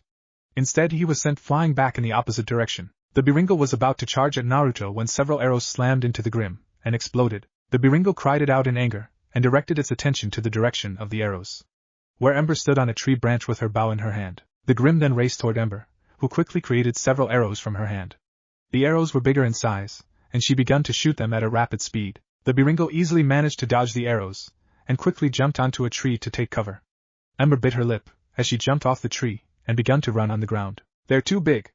Ember growled in frustration as she looked at the arrows in her hand. Ember turned around in time to watch the Grim jump off the tree, and right on top of her. She rolled out of the way, as the Berengel's fist pounded into the ground and caused the ground to shake. At that moment Naruto suddenly appeared in a whirl of leaves, and slashed his katana across the Beginel's chest. It didn't faze the Berengel as it quickly reacted, and threw its fist at Naruto. Naruto jumped over the fist, and quickly maneuvered himself out of the Grim's reach. Naruto looked over at Ember, and he shouted, "Aim for the neck. Its body is too tough." Ember nodded, and she jumped up a tree. She quickly dashed through the branches, and repositioned herself as Naruto distracted it. Ember watched as Naruto was having difficulty keeping up with it. Naruto was much faster, but Ember could tell that the Berengel must have been very old. It moved decisively, and met every one of Naruto's attack. Ember pulled out her bow, and tried to make the thinnest arrow she could manage without her gloves. The secret to her arrows were its shape. The color determined its power, and its size determined its speed. Finally she managed to make an arrow that was not any thicker than the diameter of a small coin. "Naruto!" she shouted as she released the arrow. Naruto threw himself away from the Grim, and watched as it gave Naruto a confused look. The arrow flew at blinding speeds too fast for the Grim to react. The arrow itself was harmless as it flew over the Grim's neck, but Naruto grinned as he watched it move in slow motion. Then he whispered, "Ameno to Jikara." He quickly replaced himself with the arrow, and appeared right next to the Grim's neck. He quickly brought his katana up, and in an instant he cut off the Berengel's head off. Before Naruto landed back on the ground the Grim turned into black dust, and disappeared into the wind. Naruto landed on a knee, and took a deep breath. He deactivated his Sharingan as the last attack had taken most of his remaining aura. Naruto turned around to look up at Ember, when he was suddenly met with a crushing blow. He was sent flying again, but this time with pain aching down his torso. He slammed into a tree, and broke it in half as it did little to slow down its momentum. He finally hit the ground, and slammed his head into the ground. Everything went dark. "Present, Naruto, wake up!" Naruto's eyes darted open, and he looked up into Winter's eyes. He had been sleeping on her lap as she ushered him awake. Naruto lazily stood up in a seated position. Looking around he quickly remembered where he was. The well-accommodated room was something Naruto wasn't used to. He was currently sitting in the center of the room on a white leather couch next to Winter. He stared up at the big screen in front of him that let him know there was half an hour left until he reached Vale. Behind him was a glass table with white wooden chairs, several papers, files, pens, paper clips, and a computer were on it. Naruto then looked back at Winter, who was trying to get his attention. "Naruto, they announced that our meal is ready. Let's go down to the kitchen and eat our food," informed Winter as she stood up from the coach and made her way towards the door. Naruto didn't follow as he instead moved towards the window by the screen and stood silently. "Naruto! Let's go!" demanded Winter as she opened the door. She then turned around to see Naruto's frozen body.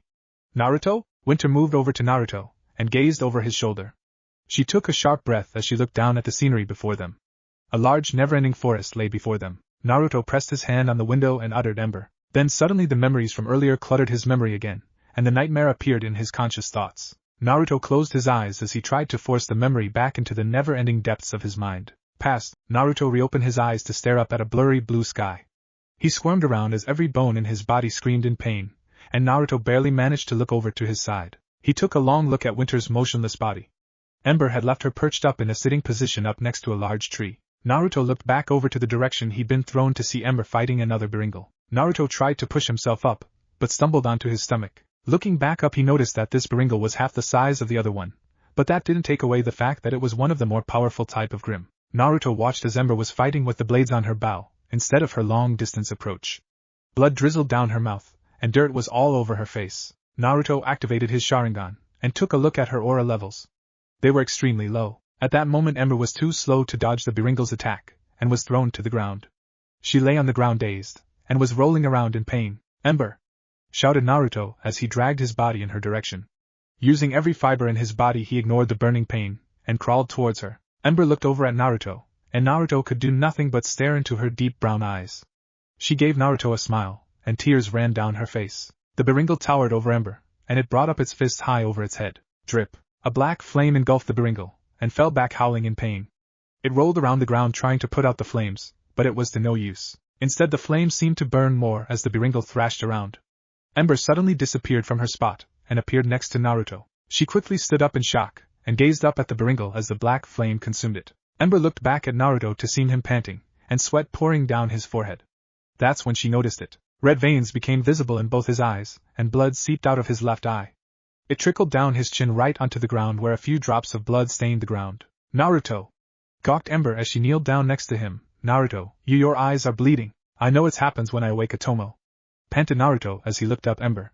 She pulled him off the ground, and onto his feet. It took a moment for Naruto's legs to stabilize themselves, before Ember let him go on his own. Naruto shut his left eye as he confined. "I'm just glad you're okay." Bang! Naruto's opened his left eye, and watched in horror as Ember fell forward as blood poured out of her chest. Naruto barely caught her as she fell onto him. She held Ember in a tight hug keeping her from hitting the ground. Looking over her shoulder Naruto looked around furiously for the assailant, but he was distracted by Ember's huff. Save Winter. Bang! This time the bullet came from the side, and Ember's head jerked to the side violently. The little strength that Ember had been using to keep her body upright disappeared. Naruto didn't have enough strength to keep her up and they both fell over. Naruto and Ember landed on the ground facing each other. Naruto helplessly stared into Ember's lifeless eyes as blood trickled from the side of her head. "Save W Winter," repeated Naruto as tears gushed down his face, and very slowly blood also dripped out of his right eye. The two tomos in his eyes began to spin very slowly, and like a train they began to pick up speed. Eventually they were nothing but a blur, and at once they stopped. 3 tomos came alive and Naruto's alive, and in a very robotic motion Naruto moved over to grab Winter. Without a glimmer of life in his eyes he moved on instinct. "I got one!" shouted a voice from afar. However, Naruto paid no attention as he quickly took a hold of Winter, and pulled her over to them. Winter fell on top of Naruto, and Naruto let them fall both on Ember's dead corpse. Then Naruto wheezed, "Yamatsu Hirasaka." An inky puddle appeared underneath the 3, and Naruto looked down emotionlessly. He did nothing as the 3 just fell through the dreadful abyss. "Present, no thanks, Winter, I'm not hungry," murmured Naruto as he looked down at the forest with much remorse. Winter wrapped her arms around Naruto from behind, and held him in tight hug. She remained silent as Naruto's remained frozen in his spot. "I wonder what Ember would say about this." Winter perched her head on Naruto's shoulder, and she speculated, "I don't know, it's such a complicated situation, Naruto. I mean, maybe there's a good reason why they've kept it a secret." Naruto didn't say anything as Winter confessed her opposition on the situation. "I mean, I can't help but be mad for having them send you blind. But Naruto, you need to understand. What we're talking about sounds like the fairy tales we were told as children. I can only imagine the panic and chaos if people were to find out. But we're not just any people," disagreed Naruto as he tensed up. "We've been dedicated our entire lives to protecting this world, and blindly put our trust in our superiors, only for them to show us the little trust they have in us. But Naruto, you told me yourself. This woman is extremely dangerous, and she seems to have a lot of powerful followers. Imagine yourself in the headmaster's shoes. Who do you trust?" Pointed out Winter. "If this woman is powerful as you say, then we will need every advantage we can get. I'm sure Ashbin is only trying to keep us safe. I mean, it's Ashbin we're talking about." Naruto didn't reply, and to Winter it seemed as he had stumped him. Naruto activated his Sharingan, and he continued to look out the window. "I've dedicated half of my life serving Ashbin, and doing everything in my power to keep this world safe. I've done it all because I wanted RWBY to grow up in a somewhat normal life," confessed Naruto as his eyes looked back at Winter. "I've spent every day of the past 10 years doing these ridiculous long and boring missions for Ashbin, always putting my life on the, and not once did I get answer to my questions. I always found it strange he would send me to search old ruins, and spy on rogue huntsmen. But she is living a somewhat normal life," retorted Winter. "I mean, from what you've told me, she grew up with the love of her father and sister. She attended Signal Academy like a normal huntsman, and now she's completing her training at Beacon." "Beacon?" resounded Naruto as he was finally broken from his frozen trance, and he turned around to face Winter. Winter gave a startled look as Naruto grabbed her shoulder. "What do you mean by training at Beacon? You didn't know?" questioned Winter. "Oh yeah, I forgot you were gone since before the last new set of Beacon students were inducted." "Winter!" roared Naruto as he shook her, which caused Winter to push Naruto back and glare at him. This time it was her who shouted, "Don't yell at me!" Winter growled, and then she added, as for RWBY, my sister wrote me a letter telling me she was part of her team. What's the big deal? She's only 15. That's 2 years before the age limit. Winter gave Naruto a perplexed look, and she laughed. She bent forward and gave a loud laugh.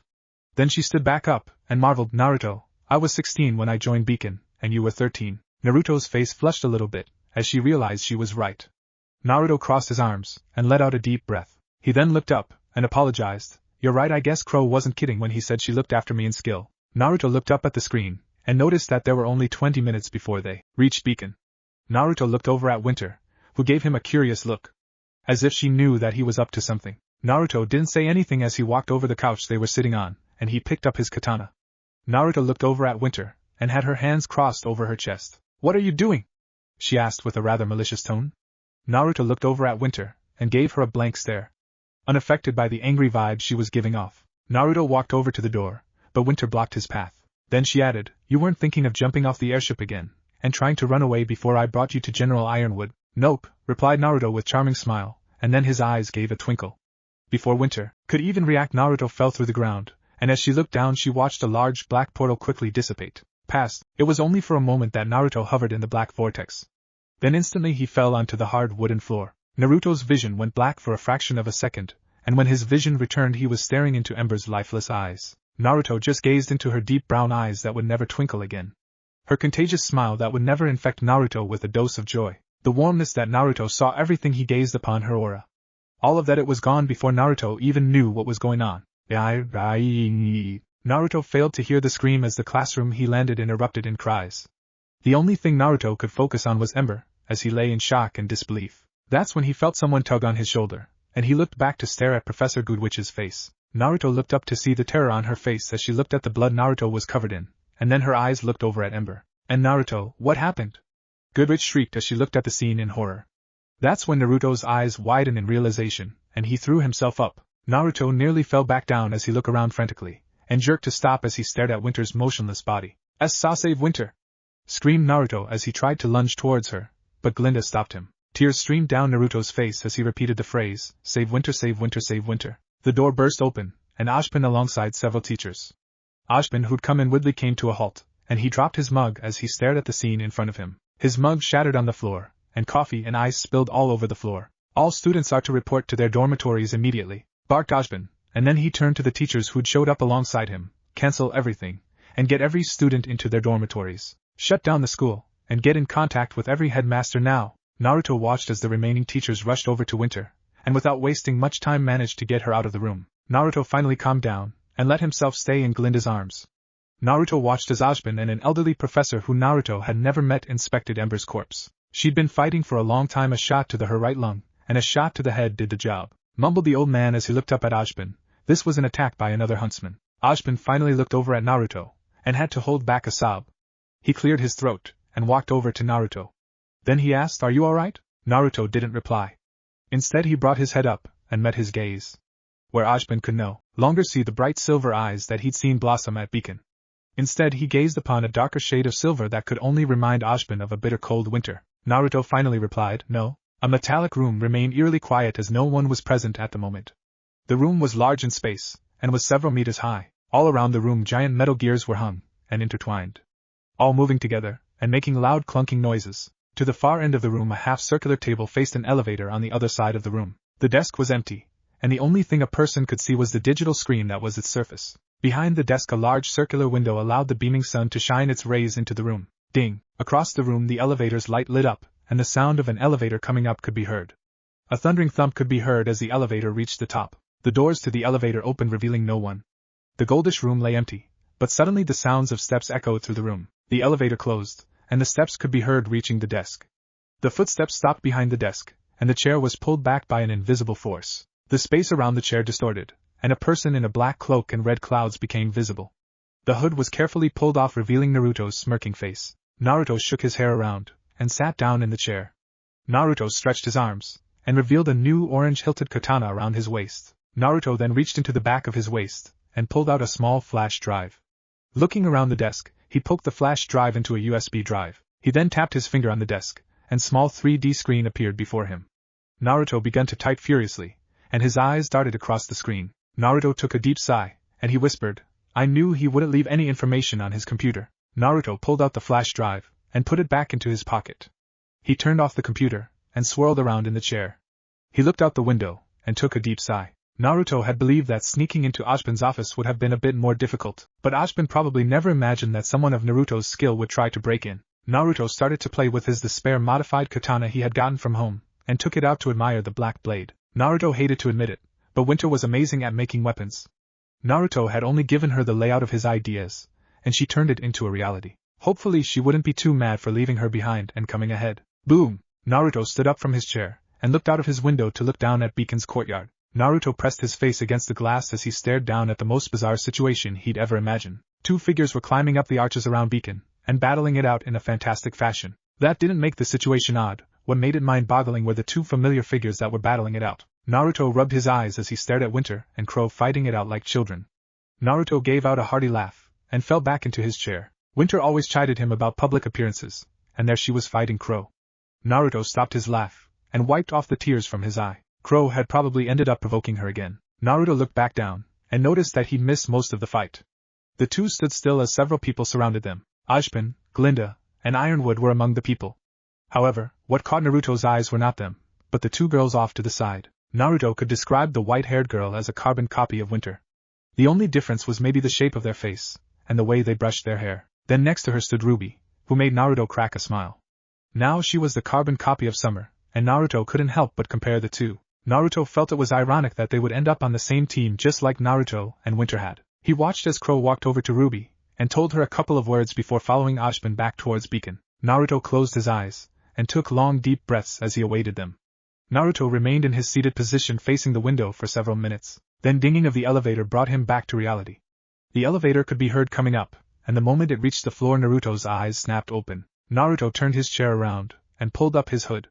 He pressed a button underneath, and he quickly became invisible. Winter, we're gonna have long discussion after this, spoke a deep voice as a man in a white uniform walked out of the elevator. Naruto watched as Winter walked close behind with a hint of fatigue on her face. Of course, sir. Naruto remained silent as he did not want to be discovered by General Ironwood.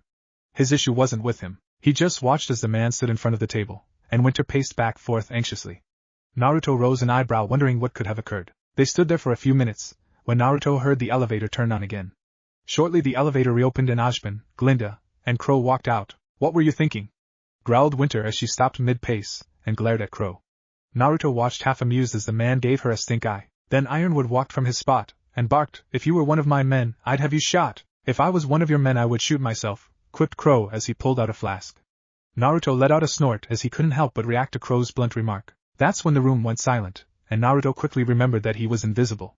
Everyone in the room quickly pulled out their weapons, and faced the invisible Naruto. Ironwood was the quickest to pull out his gun, and pointed at Naruto. Hold your panties, General, protested Naruto as he stuck out his arm from underneath the cloak. Then in a matter of seconds his red clouded black cloak became visible to all of them.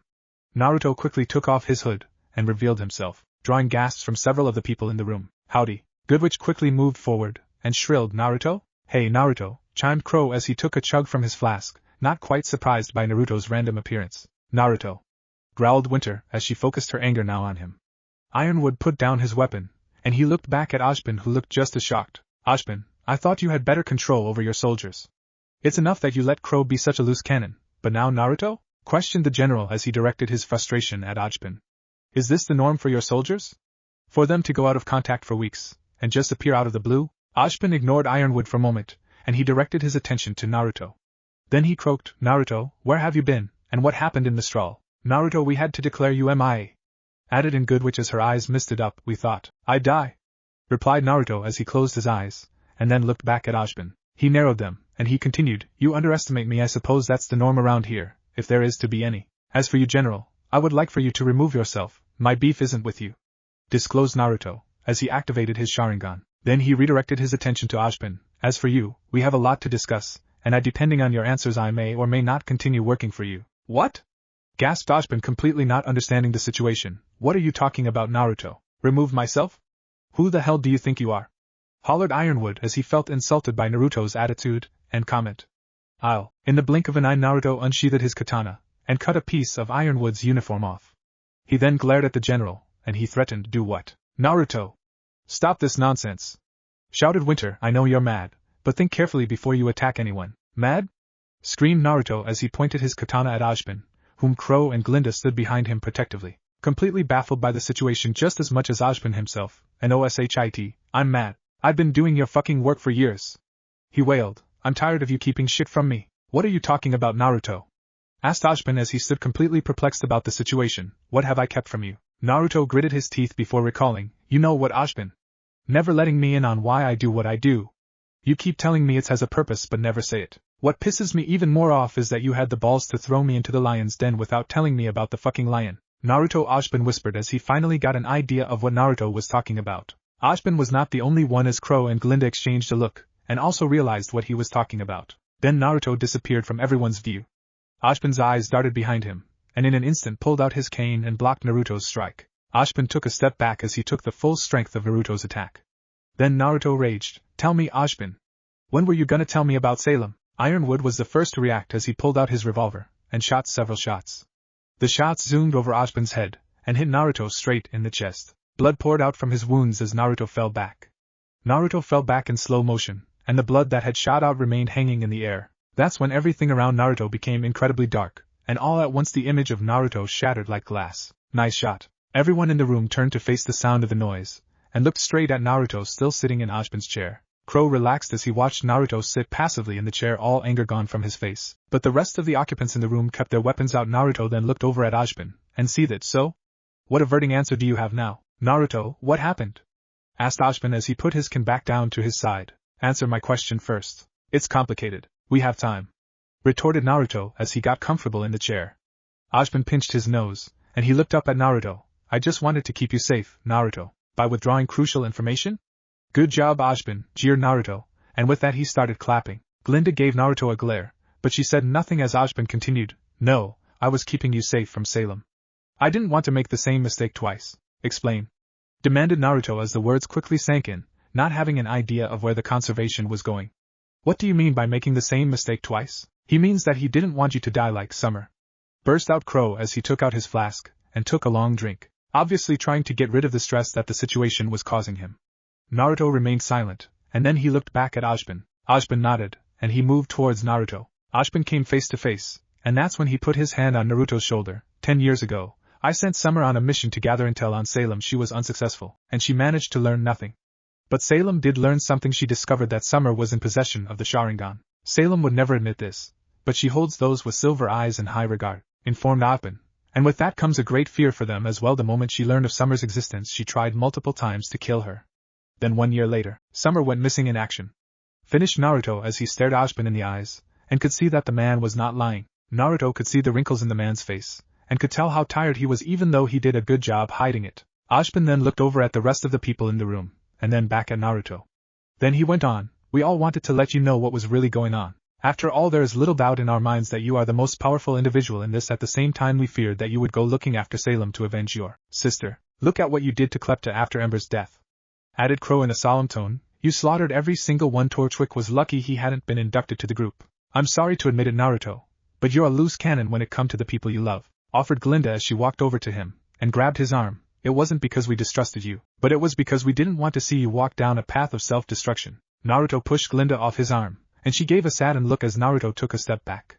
He looked over Crow, and he shook his head. So you guys knew all along too? Crow and Glinda said nothing, and a look of disbelief dawned on Naruto's face. Naruto continued to shake his head as he looked at everyone in the room, and he moved away from them. Naruto then argued, well, thanks for the concern, but being ignorant of the situation nearly got me killed. I'm glad to fucking know that all the people I've ever looked up to like to keep fucking secrets. I suppose you all go around my back, and have little tea parties to discuss what we'll lie to Naruto next? Naruto! Screamed Winter, as she had remained silent during the whole ordeal, but chosen the moment to speak. You're blinded by your anger. They get it that you're mad, but will it do you any good to stay angry? She's right, Naruto, agreed Ironwood as he stood tall. While I do agree that it was rather foolish of Ajin to let you out of the ordeal, you need to calm down. I have no doubt that you have probably put the entire puzzle by now, and know of the threat we face. It is important for us to work together, and put aside our differences no matter how much we may disagree. Wow, I didn't know that you had fiber in your body, capable of reason, Jimmy. Jeered Crow as he gave a sly smile, but was quickly shot down by Glinda's dirty look. Ironwood ignored the comment, and he added, so, why don't you tell us exactly what you discovered? I'm sure you didn't spend all that time away just twiddling your thumbs, as Ashbin said. There isn't a doubt that you are the most powerful individual in this room. So, tell us, what did you discover? Always so quick to the point, General, muttered Naruto, as he gave Ironwood a calculated look. His eyes darted between the rest of the occupants, and he let out a sigh. I suppose you are right, I can't fight Salem alone. However, know that the trust that we had between us is gone. I will only tell you what I found, if you answer the questions that I was unable to find the answers to, offered Naruto as he looked at Ashbin. Ashbin nodded, and he looked over at Ironwood, who also seemed to agree with Naruto's resolution. Ashbin reached down to pick up the mug of coffee he had dropped, and dusted it down. He looked back up at Naruto, and replied, what do you want to know? Where is Amber? The room became silent as Ironwood gave Ashbin a nervous look, and Ashbin took a deep breath. Crow looked over at Winter, and then he answered, I believe before we discuss anything Miss Little Ice Princess should leave. I believe not. Whether you like it or not, I've already told Winter the entire situation with the 4 maidens and the 4 relics. Winter gritted her teeth as she suddenly felt the overwhelming glare from Ironwood. Obviously suspecting that Winter had been in contact with Naruto, and didn't report it, Crow glanced at Ashbin, who said nothing, and continued, alright then, Amber was attacked several months ago. Whoever attacked her managed to steal a portion of her power. What? Stammered Naruto as his eyes widened in surprise. Did you say steal her power? But that should be impossible. According to writing, the only way to steal the power is by murdering the maiden, and being the last one in their thoughts. Well, she might as well be as good as dead, muttered Ironwood. She's only still alive due to new Atlas technology, and even with that we are not sure how much longer she will stay alive. Did you say writings? Asked Ashbin as he gave Naruto a curious look. Naruto shook his head. I'm still not done with my questions, Ashbin. Ashbin remained silent as he knew he was treading on thin ice, and he responded, then please do continue. Who attacked her? Crow answered again, that's the problem, we don't know. But I am certain that the assailant is here. And they are planning their next move just as we speak. How do you know that? I was there when they attacked Amber. I wasn't able to get a good look of their face, but I know they're desperate to get a hold of the other half of the power. Concluded Crow, the recent attacks on Vale are only a sign of desperate attempts by using the White Fang and Torchwick. If anything, I believe it's a cover-up to keep us distracted from what they are really after, Amber. I see, said Naruto as several thoughts were running through his head. Pieces of information that he was lacking before were helping him form a picture. There was no doubt in his mind now. Your turn. Naruto looked over at Crow, who had spoken. Naruto sat back in his chair and asked, what do you want to know? You can start by explaining what exactly happened in the straw, demanded Ashbin as he was still curious of the ordeal. Naruto spoke, it was just like you said, Oz. They were cultivating dust, but it was an odd type of dust that I've never seen before. Things were going well, and I even managed to steal a sample and started to initiate my plan of escape. When Salem appeared alongside a bodyguard, finished Naruto, she saw right through my disguise, and ordered her bodyguard to kill me. However, he wasn't much a threat as I killed him with little effort. Salem became rather interested in me and started to ask me several questions. She demanded to know exactly what I knew of the 4, told me everything. Then she proceeded to fight me. And?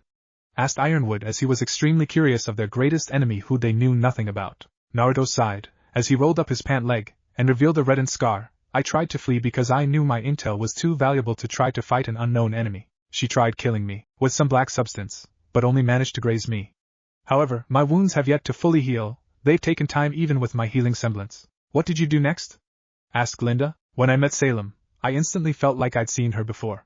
It wasn't until a few days after the fight that I remembered meeting her once before. You knew Salem?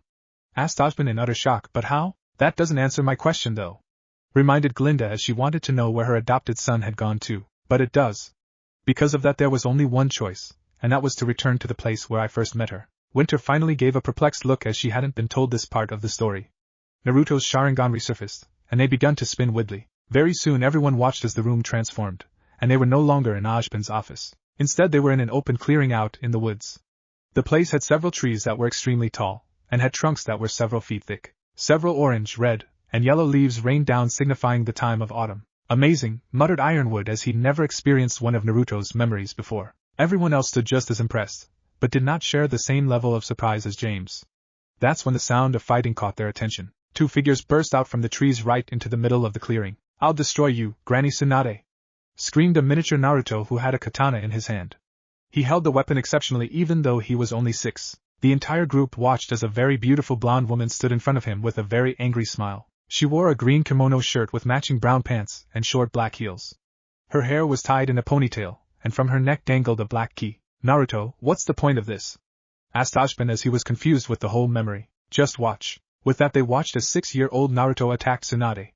Naruto attacked Tsunade very quickly, but she proved to be too much of a match for him. Without ever moving from her spot, she pulled out a thick needle and blocked all of his attacks. Then when young Naruto let his guard down for just a second, Tsunade just flicked his forehead and sent him flying in the opposite direction. Young Naruto landed on the ground hard and gritted his teeth as pain shot through his entire body. Tsunade calmly walked over to him and boasted, "You still have a long way to go, brat. Can it, granny?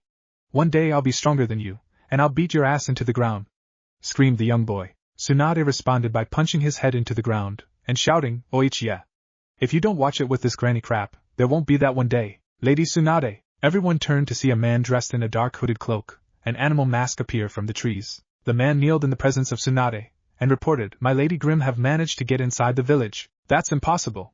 The walls were still perfectly fine this morning." The masked man shook his head furiously. They did not come from the walls. Some black substance began falling into the middle of the village, and from that pit of darkness Grimm appeared. "Did you say a black substance? Like a thick liquid of sorts?" "Yes." Tsunade remained silent for several seconds, when her neck snapped to the side and finally looked over at young Naruto. They all watched the terror in Tsunade's eyes that appeared for a brief second, and then she looked back over at the masked man. "I want you to gather a team of the best A and B you can gather. I have no doubt that a woman dressed in black shall appear. I need you to stall her, in order to evacuate the villagers and allow me to ready myself." "It shall be done, Lady Tsunade." The people inside Naruto's memory watched as the man turned around, and in a blur disappeared back into the woods. Tsunade then looked over at Naruto, and grabbed his hand. "Naruto, come with me, there is an important job I have for you." With that the memory faded into darkness, and for a moment everything around Naruto and the huntsman went dark. Then quickly the light returned, and they were now standing in an enormous stone temple. They watched as Tsunade entered the temple quickly with young Naruto in her arms. Tsunade dropped Naruto on the ground, and urged him to follow. They ran across the temple floor, and they reached an altar. Several statues surrounded a large stone with several marks, and a hole in the middle. Tsunade reached underneath her shirt, and pulled out a metallic black key. Very quickly she pressed the key into the hole, and Naruto watched as the markings lit up on the rock. Then very slowly the rock began to tremble, and it crumbled into dust. A bright green light blinded the room for a fraction of a second, and Naruto gasped as a green necklace dangled in the air. Tsunade grabbed the necklace, and quickly pulled it closely to her chest. The group from Beacon watched from the side as Tsunade closed her eyes, and whispered a prayer. She then turned around, and put the necklace on Naruto's neck. She then tucked it underneath his shirt, hiding it from view. "Naruto, you have to promise me that no matter what, you will do all in your power to protect that necklace. It's an artifact that has been passed down my family, and is extremely valuable. Promise me, Naruto, you will protect it." "But Granny? Why are you giving me this? Shouldn't you be fighting the Grimm?" asked the scared 6-year-old as he had no idea what was going on. Tsunade responded by grabbing him by the shoulders, and repeating, "Naruto, please just promise me, no matter what happened you will keep this jewel safe." "But, no buts. Naruto, there's no easy way to say this, but after today the village hidden in the leaves will cease to exist," revealed Tsunade as a tear rolled down her cheek. "I am not strong enough to stop her. The only thing I can do is slow her down, to give you and the rest of the villagers enough time to escape. But you're the strongest, Granny," cried Naruto as he began to cry as reality crashed down on him. Tsunade pulled Naruto close, and gave him a kiss on the forehead. "I am not, but you are capable of things only spoken in legends. I don't care if you are of the Uchiha blood. You've always been like the son I never had. I love you, Naruto." "Granny!" wailed Naruto as he hugged Tsunade. Tsunade broke the hug quickly, and then grabbed his katana, and put it in his arms. She reached into her pocket, and handed Naruto a map. "There's a town not too far from here. Go there, and stay hidden. There is no doubt in my mind that Summer will find you there. After that, train hard, Naruto. I just know that you will make an excellent huntsman." Boom! The entrance to the temple exploded, and debris and dust went flying everywhere. Tsunade grabbed Naruto, and tossed him toward the corner of the temple. "She's here already?" shrieked Tsunade before looking back at Naruto. "Naruto, go through the back door, and head for Tempest." Ajin, Naruto, Crow, Winter, Goodwitch and Ironwood all watched as the young Naruto raced towards the back exit. That's when they watched for a brief second as Salem appeared from the debris, and a bunch of dark marks begun to invade Tsunade's skin. "Senju, I should have known you tree hugger lot was in possession of the fourth relic." That was the last thing they all heard as young Naruto had finally left the building, and no longer in vicinity of the fight. With that the Naruto, Winter, Ajin, Ironwood, Crow, and Glinda exited the memory, and were abruptly returned to reality. They all stood silent in the room, and didn't say a word. Naruto looked over at Glinda, and watched as she covered her mouth in order to surprise her emotions. Naruto then looked over at Ajin, who pushed his glasses up from falling off, and he confessed, "It's unfortunate to say, but I would have never guessed you were more intertwined in this just as much as any of us." "So, you're in possession of one of the relics?" asked Ironwood as he walked over to Naruto. Naruto casually reached under his shirt, and pulled out the green jewel to show to everyone. Crow let out a loud laugh, and he sneered, To think that one of the relics we sought after so much was hanging right under our noses literally. We need to secure it immediately," stammered Ironwood as he moved to grab it, but Naruto quickly drew his katana. Ashbin was the first to react, and stated, "We shall not be doing of such, Ironwood. Whether we like it or not, Naruto is the current owner of the relic, and has been trusted by his predecessors to protect it. I see no problem with him having it as long as we don't let any of this information slip to anyone else." "Ashbin's right," agreed Glinda as she voiced her opinion. "We've seen the jewel like 100 times, and not once have we realized that it was a relic. I doubt the enemy does either, so it is best if it stays with Naruto. After all, I doubt there is no safe that is safe enough to protect something of this caliber." Ironwood clenched his fists, obviously not agreeing with the situation, but stepped down as he found it hard to argue the logic. Ironwood snapped, "All right, but the moment he shows that he is incapable of protecting the relic, I will be taking it." Naruto rolled his eyes, and went back to facing the rest in the room. Naruto spoke. "After fighting Salem, I seem to have reawakened that repressed memory. I admit for the longest time I pushed that memory far into my unconscious. That's why after fighting Salem, I decided to return to my village.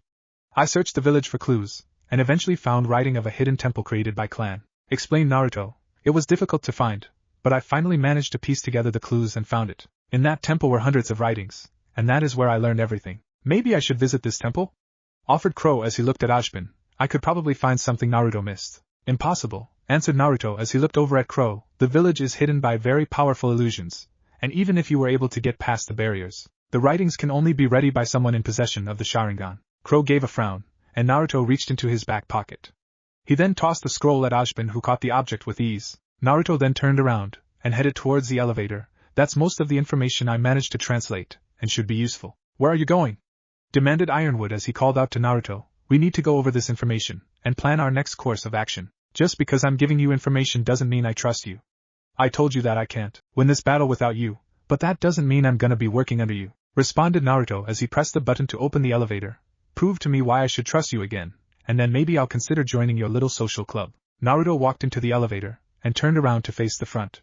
He then added, "I'll be in Vale for a couple of days, so I shouldn't be hard to find. Contact me if any baddies show up." With that the elevator closed, and Naruto was gone. Winter, who'd just been watching and listening, felt a bit overwhelmed as she knew she didn't belong there. Ironwood looked over at Ashbin, and shook his head. "That boy, I hate to admit it, but he's a complete genius." Ashbin said nothing as he finally managed to find his way to his seat, where he sat down, and looked back at Ironwood. "That he is." Chapter 5 Home Sweet Home. "You'll never beat me, old man. HM talk is weak. Kick his butt, RWBY. Total annihilation." Groaned RWBY as she was pushed out of the way by her older sister Young.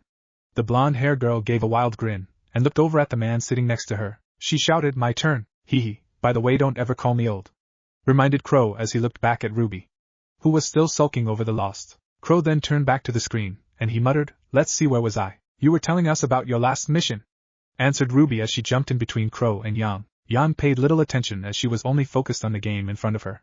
Crow looked away for a second to look at RWBY and mouthed, "Oh yeah. So I come across a small village just west of Nostral. Right off the bat I knew something was off about the town," proclaimed Crow. RWBY's eyes widened in curiosity, and she asked, "What were you doing there?" "I was gathering information, but I was too tired from battling Grim along the way, so I took a quick stop at Town's Inn," informed Crow as he pressed a little bit harder on his controller, and caused Yang to give a small yelp. He continued, "The place was crawling with low lives, thugs, and even huntsmen that I could only assume were hired by less than savory people for less than savory jobs. And that is when it happened.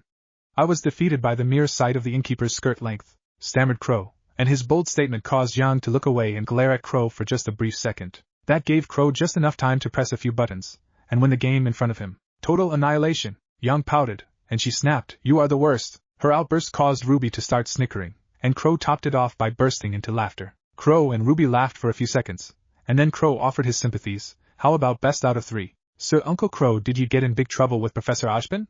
nagged RWBY as she got off the floor, and onto a nearby bed. Uncle Crow gave a snicker, and he responded without thinking, "Me in trouble? More like Ashbin got a good tongue lashing from Naruto." "What?" asked RWBY as her eyes widened, and her expression became serious. Yang, who had been trying to start another round, also stiffened, and turned around to look at Crow biting his tongue. Yang asked, "Naruto? I've never heard you mention a Naruto." I wasn't supposed to say that," admitted Crow as he stood up from his seat to look at RWBY, whose eyes were filled with morbid curiosity about Naruto. She didn't hesitate to ask, "Is he here?" RWBY stood up from the bed, and grabbed onto Crow's hands, and then she asked, "Uncle Crow, you know Naruto Rose, don't you?" RWBY didn't wait for answer as she looked over at Yang, and pointed her finger at her. She shouted, "See, I told you. He's real. I knew it." I knew it! Repeated Ruby as she looked back at Crow. I've been looking for months, but not once was I able to find any information about him. I even asked Weiss to look for him in her father's database, but nothing ever came up. Uncle Crow, you have to tell me more about him, about my mother's brother. I can't do that, revealed Crow with a bit of remorse. Ruby's mouth opened but no words came out. Yang was the one to ask why not. Because, stammered Crow as he was mad about the slip-up. Naruto and I aren't exactly on good terms right now. I don't want to get him more mad by breaking the promise I made to him. Promise? Asked Ruby. Crow took a deep sigh, and his head slumped forward. He then looked back up at Ruby, and answered, yes, I promised him I would never tell you about him. But why? Does he hate me? Asked Ruby as she suddenly felt crushed. Yang looked over at her younger sister, as she knew the idea of having another family member had enlightened Ruby. Ruby had been excited to know that there was someone else out there with a connection to her mother. Yang's eyes softened, and she pulled Ruby into a hug. Yeah, right, hinted Crow as he looked at Ruby. If you haven't noticed by now, Naruto has always been looking after you, Ruby. I believe you guys called him the Yellow Flash. You mean from that day that was him? Asked Yang as she recalled the time in which Ruby and Yang had ventured out in the forest in search of Yang's mom, where they had been ambushed by several Grimm only to blink and see a yellow blur kill them all. Then before they even knew what was going on they reappeared back outside their house, miles away from where they had been. Yes, but why does he stay away from me? That isn't my place to tell you, responded Crow as he pinched his nose. Then he looked over at Ruby, and only stared at her with a blank face. Then after a few moments of silence Crow rubbed his forehead, and let out some air out of his nose. The promise can go to hell, Ruby, if you want to meet Naruto. I'll tell you exactly where to find him, caved in Crow, and then he pulled out a scroll and handed it to Ruby. I'll tell you where to find him, but when you meet him give him this. It's a message from me, he'll understand. So where do we find him? Asked Yang as she was also curious in meeting Ruby's mystery uncle. Crow eyed them carefully, and then looked back at Yang. He then pleaded, before I tell you just promise me you won't get hot-headed, Yang. Hey! I'm not hot-headed. Please, Yang! Asked again Crow, don't get in a fight with Naruto. I don't want the little confidence you have to get crushed, we promise. Answered Ruby as she silenced Yang with just a look. Crow nodded, and then he revealed, he has an apartment in Vale, but it won't do you any good looking there. He only goes there to sleep. But Naruto is a man of habits. From now to 5, he'll be sitting in the park, 5th bench away from the exit, more than likely with a notebook in his hands. If you don't find him there, it means he left a little early to get some dinner. He'll more than likely be eating at a ramen shop. Naruto sneezed to the side as he protected the ice cream sandwich in his hands. He wiped his nose with his sleeve, and eyed the ice cream carefully. Then he muttered, am I really getting sick by eating ice cream? Naruto took another bite, and returned to the book he was reading. Occasionally he would glance around him to remind himself where he was. He would take break from his reading as well, and just soak in the sight in front of him. Naruto had grown up around trees around his whole life, and adored the park found in Vale. There wasn't a lot of trees, but there was enough to give off that forestry feel. He adjusted himself as he tried to get comfortable again in his seat. Nonetheless, Naruto found it difficult to concentrate as the news of Tuxin's murder was still fresh on his mind. Naruto had met the man a few years ago, when he first opened his bookstore, and he'd been a nice fella. He came off as a bit reserved, and it shocked Naruto that someone had killed him. It's not like he had tons of money to steal from, and from what Naruto heard the assailant had only taken a comic book. Naruto looked down at his book, and tried again to read. Finally he managed to get through a couple pages, when the sound of a twig breaking caught his attention. His eyes narrowed, and he tried to look behind him from the corner of his eyes. Naruto could make out 2 figures hiding pitifully behind some slides and swings. That's when he heard a whisper. There he is! SHHH. Be quiet, Yang! Yang? Naruto closed his book as the name sounded awfully familiar, but couldn't place a face with it. Naruto looked down at the cover of the book, and took a deep sigh. Who exactly was behind him? Was it one of Ironwood's soldiers? No, the voice sounded too young. Maybe it was the White Fang. Crow had said that whoever attacked Amber was pulling the strings here in Vale. Maybe they were connected to Salem, and she'd ordered them to spy on him? No one knew he was here except Crow, Ojpin, Glinda, and Ironwood. Naruto was broken from his thoughts as he heard footsteps begun to approach his bench. Naruto slowly moved his hand to the handle of his blade that rested to his side. The footsteps got louder, and very soon they were to Naruto's right. Naruto didn't look back as he pretended not to have acknowledged them. Naruto tightened his grip on his katana expecting a fight, but he was met with a gasp. Naruto's head turned to the side. He froze. Naruto's eyes stayed glued on Ruby, who stood next to Yang just a few feet away from him. Naruto met Ruby's eyes and he could see the mix of emotions in her eye. Naruto's eyes softened as several emotions ran through his head. He took a sharp breath as the sudden image of summer appeared in the back of his head as he stared at Ruby. Naruto then croaked, "Hello, hi," chirped Ruby quickly, but said nothing else as she was caught up in her own emotions. It was Yang who broke the ice. "Hello, my name's Yang Xiaolong, and this is my sister Ruby Rose." But you already knew that. Just like you know my name's Naruto Rose. Responded Naruto coolly as he looked forward, and away from Ruby's gaze. I'll admit you two are quite grown up, far from the little kids you were when I first met you. Finally spoke Ruby as she found it difficult to ask the several questions in her head. Where have you been all these years? Why have I never met you? You're my mother's brother, right? Why did my father and Uncle Crow never mention you? Why? Whoa, sounded out Naruto as he felt a bit overwhelmed by the multitude of questions. Ruby back up a little as she felt a bit guilty for letting her mouth run. Naruto took a deep breath, and took a long look into the sky. He then looked back at Ruby, and responded, Ruby, yes, I am your mother's brother, for where I have been all these years I've been here. Doing jobs for Ajban, and keeping this nation safe. However, that is no excuse for being non-existent in your life. I suppose after Summer's death, I never found the heart to return to Patch. Weeks turned into months, and more quickly than I imagined you were already a student at Signal Academy. Explained Naruto as his eyes narrowed. I'd created a lot of enemies as a huntsman, and I was afraid they would hurt you. I didn't want to bring any complications to your life, so I decided it was best if I just let you be. Smack! Naruto fell from his bench, and his cheek burned from the punch.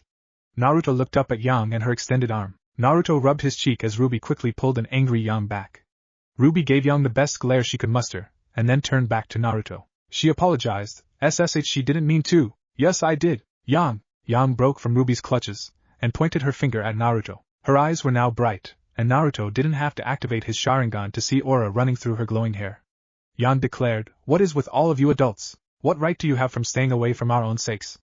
Well, news flash, buddy. We aren't the little kids you remember. We are huntresses in training, and we don't need any protection. Naruto stared at the blonde-haired girl for the longest time. Then he just gave a loud laugh as he couldn't help it anymore. His laugh made Yang even angrier, and she pulled back her fist to punch Naruto. Her fist flew forward, then abruptly stopped inches away from Naruto's face. Yang grunted as she no longer was able to move, and panic ran through her body. Chains had come from underneath the ground, and literally stopped her in her tracks. What is this? Asked Yang as she stared at the chains. Tugging as hard as she could, but her body would not budge. Ruby was completely confused as she had no idea what was going on. Ruby asked Yang, Yang, what are you talking about? These chains? What chains? Naruto stood up from the ground, and dusted off his pants. He looked up at Yang, and his Sharingan glowed to life. Naruto blinked, and Yang suddenly fell forward. Yang was on her knees when she looked up, and suddenly she became aware of the tomos in Naruto's eyes. Naruto then spoke, I'm sorry, I wasn't laughing at you, rather I was laughing at myself. Ruby. Acknowledged Naruto as he looked over at Ruby, she's right. You guys are grown up, and I suppose I should respect you for that. You just need to understand, after Summer's death, I was not in the greatest set of mind. I was filled with a lot of dark emotions, and I just didn't want you or Yang to see how I was. I also did not wish to involve you with any of my personal problems. Ruby was about to say something, when Naruto kept talking, but you are right, Yang. You are now huntresses in training, and I have no right keeping things from you too. I hope you can forgive me. It's fine. Nearly shouted Ruby as his eyes glowed up. I mean, the important thing is that we are meeting you now. A little bit late if you asked me, muttered Yang as she gave Naruto a questioning look. Then she demanded to know, and what did you just do to me right now? And what's wrong with your eyes? Naruto said nothing as he looked down at his watch, and then turned back to the two girls. How about we talk about it over dinner? I'm a bit hungry, and I'm sure you two have a lot of questions. Well, blushed Ruby as she and Yang exchanged a look of embarrassment.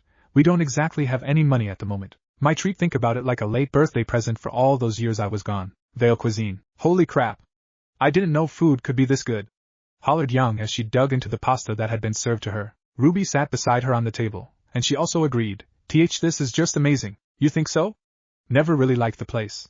Muttered Naruto, who sat across them, and had the same meal as them. Yang took another bite from her plate, and with her mouth full she exclaimed, I'll admit, I've never been here before. It's nice. The three took a moment to look around the patio on the second floor that was just near the shore, giving them an amazing view of the sea as the sun inched closer to setting. Naruto chuckled a bit. Of course, it wouldn't be worth its price if it wasn't. So, Uncle Naruto. Spoke up Ruby as she let the words roll off her tongue. The sound of the words appealed Ruby very much, but she instantly turned red. Not having said it intentionally, but rather it slipped. Naruto gave a small smile that curled on the end of his mouth, and he gave approved, I suppose it is only right. After all, I am your uncle. So what is it, Ruby? Are you gonna tell us about your eyes? Asked Ruby as Yang perked up from her meal, and then turned her attention to Naruto. Then she pointed her fork dangerously at Naruto, and Yang demanded to know, so what's wrong with your eyes? Like at the park they had these commas in them, and the next thing I know these chains pop up from the ground and surround me. Chains? Repeated Ruby as she gave a perplexed look at Yang, and added, you keep saying chains, but Yang, there wasn't any chains that popped out of the park. Ruby's right, There was never no chains. Answered Naruto as Yang frowned, and was about to argue with Naruto. When Naruto brought his hand up, and pressed his index finger up to his head, those chains you saw were all in your head. An illusion. Naruto's eyes came to life, and the silver color of his eyes shined a bit more. 3 tomos appeared in his eyes, and Naruto pointed at them. He commented, "What you see here is something known as Kekkei Genkai. A unique power only passed down through family. My Kekkei Genkai is known as the Sharingan." Whoa, commented RWBY as her eyes remained glued on Naruto's eyes. Yang looked over at RWBY and took a long look at her eyes. Her eyes widened, and Yang turned to face Naruto. Naruto smirked, and before Yang could say anything, Naruto spoke for her. "Yes, RWBY also shares the same Kekkei Genkai. Further proving that we are family. As well that RWBY is also capable of accomplishing the same feats as me," revealed Naruto as he looked over at RWBY. Then he asked, "Has anyone ever mentioned your silver eyes?" "Yes," admitted RWBY as her mind was instantly brought back to her first meeting with Professor Ojban. She disclosed, "When I first met Professor Ojban, the first thing he told me was that I had silver eyes." "Of course he did," grumbled Naruto in a seething tone. Which didn't go unnoticed by Yang and RWBY. They shared a glance, as they remembered what Crow had told them. Naruto continued, "Anywho, RWBY, you are very special. Not just in Daddy's baby girl special, but actually special. You have the potential of doing things that could only occur in a person's dreams. That's why it's important you should KN." Beep! Yang's scroll went off, and it cut off Naruto. Yang quickly pulled out, and she smacked her forehead the moment she read the text. She looked over at RWBY with a disappointed look, and she reported, "We have 10 minutes before the last airship to Beacon leaves. We need to go now, since we have the tournament tomorrow morning." But muttered RWBY as she looked over at Naruto. Not wanting to be separated so quickly, especially when she still had so many questions. Naruto saw her objected look, and quickly offered, "Yang, I know you are competing tomorrow, so maybe it's best you leave now. However, RWBY, you are not? How about this? You can run along, Yang, and I'll make sure RWBY gets to Beacon later tonight." "But didn't you hear?" nearly shouted Yang as she pointed at her scroll. "The last airship leaves in 10 minutes. How could you possibly get her?" "Yes, last airship may be for students, but I am not a student," noted Naruto as he took a drink from his cup. "I am an actual huntsman. If I want to go to Beacon I can go whenever I want." "It's fine, Yang," reassured RWBY. "I'm not competing tomorrow, so it's not a big deal if I get to Beacon before curfew. However, you are and I think you should go." Yang looked over at her sister, not pleased with the situation. A second glance at the clock changed her stance on the situation. Yang reluctantly stood up, and again she dangerously pointed her fork at Naruto. She threatened, "Any funny business, and I will kick your ass." "Don't be too late," exclaimed Yang to RWBY as she jumped off the balcony, and ran off towards the docks. RWBY gave an uneasy laugh as she felt embarrassed by her sister's actions, and she looked over at Naruto. Naruto shook his head, and he took a bite of his food. He mused, "Daughter like mother, I suppose? You know Yang's mother?" asked RWBY as she had clearly heard the comment. Naruto glanced over at RWBY, and he nodded, "Of course I do. How can I forget the woman who's been trying to kill me for years?" "What?" squealed RWBY. RWBY gave Naruto a startled look, and Naruto just offered her a smile. He slammed his fork into his food, and he added, "She's never been too fond of me. I guess it all started when I put red dye in her shampoo. Raven, she's a feisty one. She was even angrier when I refused to join her lovely circle of friends." RWBY gave Naruto a confused look as she was having a hard time imagining what type of person her uncle really was. All she could conclude was that he was one big mystery. Naruto didn't say anything after mentioning Raven, and he ate in silence. RWBY did the same as she didn't know what to say afterwards. That's when Naruto looked up at RWBY, and he finally spoke. "Let's go somewhere, I have to show you something." "Whoa," muttered RWBY as she had stepped into what looked like a small apartment, but made up for it with its luxurious interior. The kitchen and living room were combined, and had a hallway that led to what RWBY assumed was the bathroom and a bedroom. The kitchen itself had a marble floor with matching marble countertops. The cabinets were made of a darker wood, and matched nicely with the marble. At the edge of the kitchen floor there was a fine between the marble floor and carpet, which then led to the living room. A desk was perked up against the far end, where papers and a computer lay. Beside it a large bookcase jam-packed with books and folders. In the center of the living room was a small couch with a small table in front of it. On the table several stacks of papers were scattered across it. On the screen RWBY quickly recognized the fight that had been paused. It was the one of Emerald and Mercury versus Coco and Daichi. "Why are you watching that match?" "Before anything there is something I need to show you, RWBY," responded Naruto as he walked up to a coat hanger, and he pulled out a black cloak with red clouds on it. Naruto fumbled with the collar for a bit, and RWBY watched as the cloak flashed white before it turned red. Naruto then handed RWBY the cloak, and he explained, "This was your mother's invisibility cloak." Mom's invisibility cloak?" croaked RWBY as she held the cloak in her hands. RWBY had witnessed the cloak turn white for a brief second, and taking a second glance at it, it did look a lot like the cloak in the picture of Uncle Crow's. RWBY then looked up at Naruto, and asked, "Did you say invisibility cloak?" "Yes, your mother was always so skilled at creating weapons. Not only the fighting weapons you may imagine, but weapons like these. She had this really cool EMP she created once," babbled Naruto, but quickly stopped as he was going off topic. Instead, he pushed the cloak into Ruby's chest. He then beamed, "Summer created this sometime at Beacon, and when I graduated she gave it to me. Now it is yours. It's an extremely useful tool, and I would be lying if I said I never used it for mischief. What you do with it is now up to you. But why are you giving this to me? Is this not a present from Mom to you?" Naruto answered her question with one of his own. "Ruby, can you guess why your mother gave me that cloak?" Ruby took a moment, and gave it some thought. Not having any idea, she shook her head. Naruto then proclaimed, "It was to protect me. She wanted to give me something to keep me safe. So no, I give it to you, so you may use it to protect yourself." "Protect myself from what?" asked Ruby as a chill suddenly ran down her spine. Naruto looked away from Ruby for a brief second, and he took a deep sigh. He then turned back to Ruby, and he asked, "Ruby, what do you know about your mother's disappearance?" Ruby's eyes watered up as she had not been expecting the question. She stood shell-shocked for a moment, and then she answered, She left for a mission, and she never returned." "Do you have any idea why?" "No, Dad told me they never found her body." Naruto took a gulp, and he looked up at Ruby. A tear threatened to escape his eyes, as he wished not to be the bearer of bad news, but he had to let her know of the dangers she faced. Naruto finally confessed, "Summer didn't just disappear on some mission. She was more than likely hunted down and killed by Salem." Ruby let go off the cloak in her hands, and let it drop to the ground. Her hands instead covered her mouth to suppress a sob. Tears fell down her face, and she stumbled backwards and hit the wall. Naruto reached forward to keep her from falling, but instead Ruby jumped forward and engulfed him in a hug. They stood there for a few minutes as Ruby cried as the news had been too much for her. Eventually she calmed down, and broke from Naruto's hug. She wiped a few tears, and she asked, "Who's Salem?" "Salem is a dangerous woman who wants nothing more than to destroy humanity, and she will do anything to achieve power and to get rid of those with it," growled Naruto. "You and I are very special because of our eyes. I told you we have power unimaginable to the normal man, and that is why Salem fears us. She found out about your mother years ago, and she did all in her power to kill her. But why have I never heard of her?" demanded Ruby as the news of her mother's death infuriated her. She continued, "Why didn't Dad ever tell me the truth? Why did no one ever tell me about my silver eyes?" "Because your dad may not even know the truth of your mother's death," exclaimed Naruto. "I didn't even know about Salem until a few months ago, when she tried to kill me. I have no doubt she will try again, as she did with Summer, and that is why I am telling you now, Ruby. I need to prepare you for what is coming." "Coming? What are you talking about now?" squeaked Ruby as she sat down on a nearby stool, and shook her head. Ruby ran her fingers through her head, and muttered, "What is going on?" Naruto took a deep sigh, as he realized he had hit Ruby with so much information. He also ran his fingers through his hair. Then he spoke, "Let me start from the beginning. Let me get his straight," wheezed Ruby as she straightened up in the chair.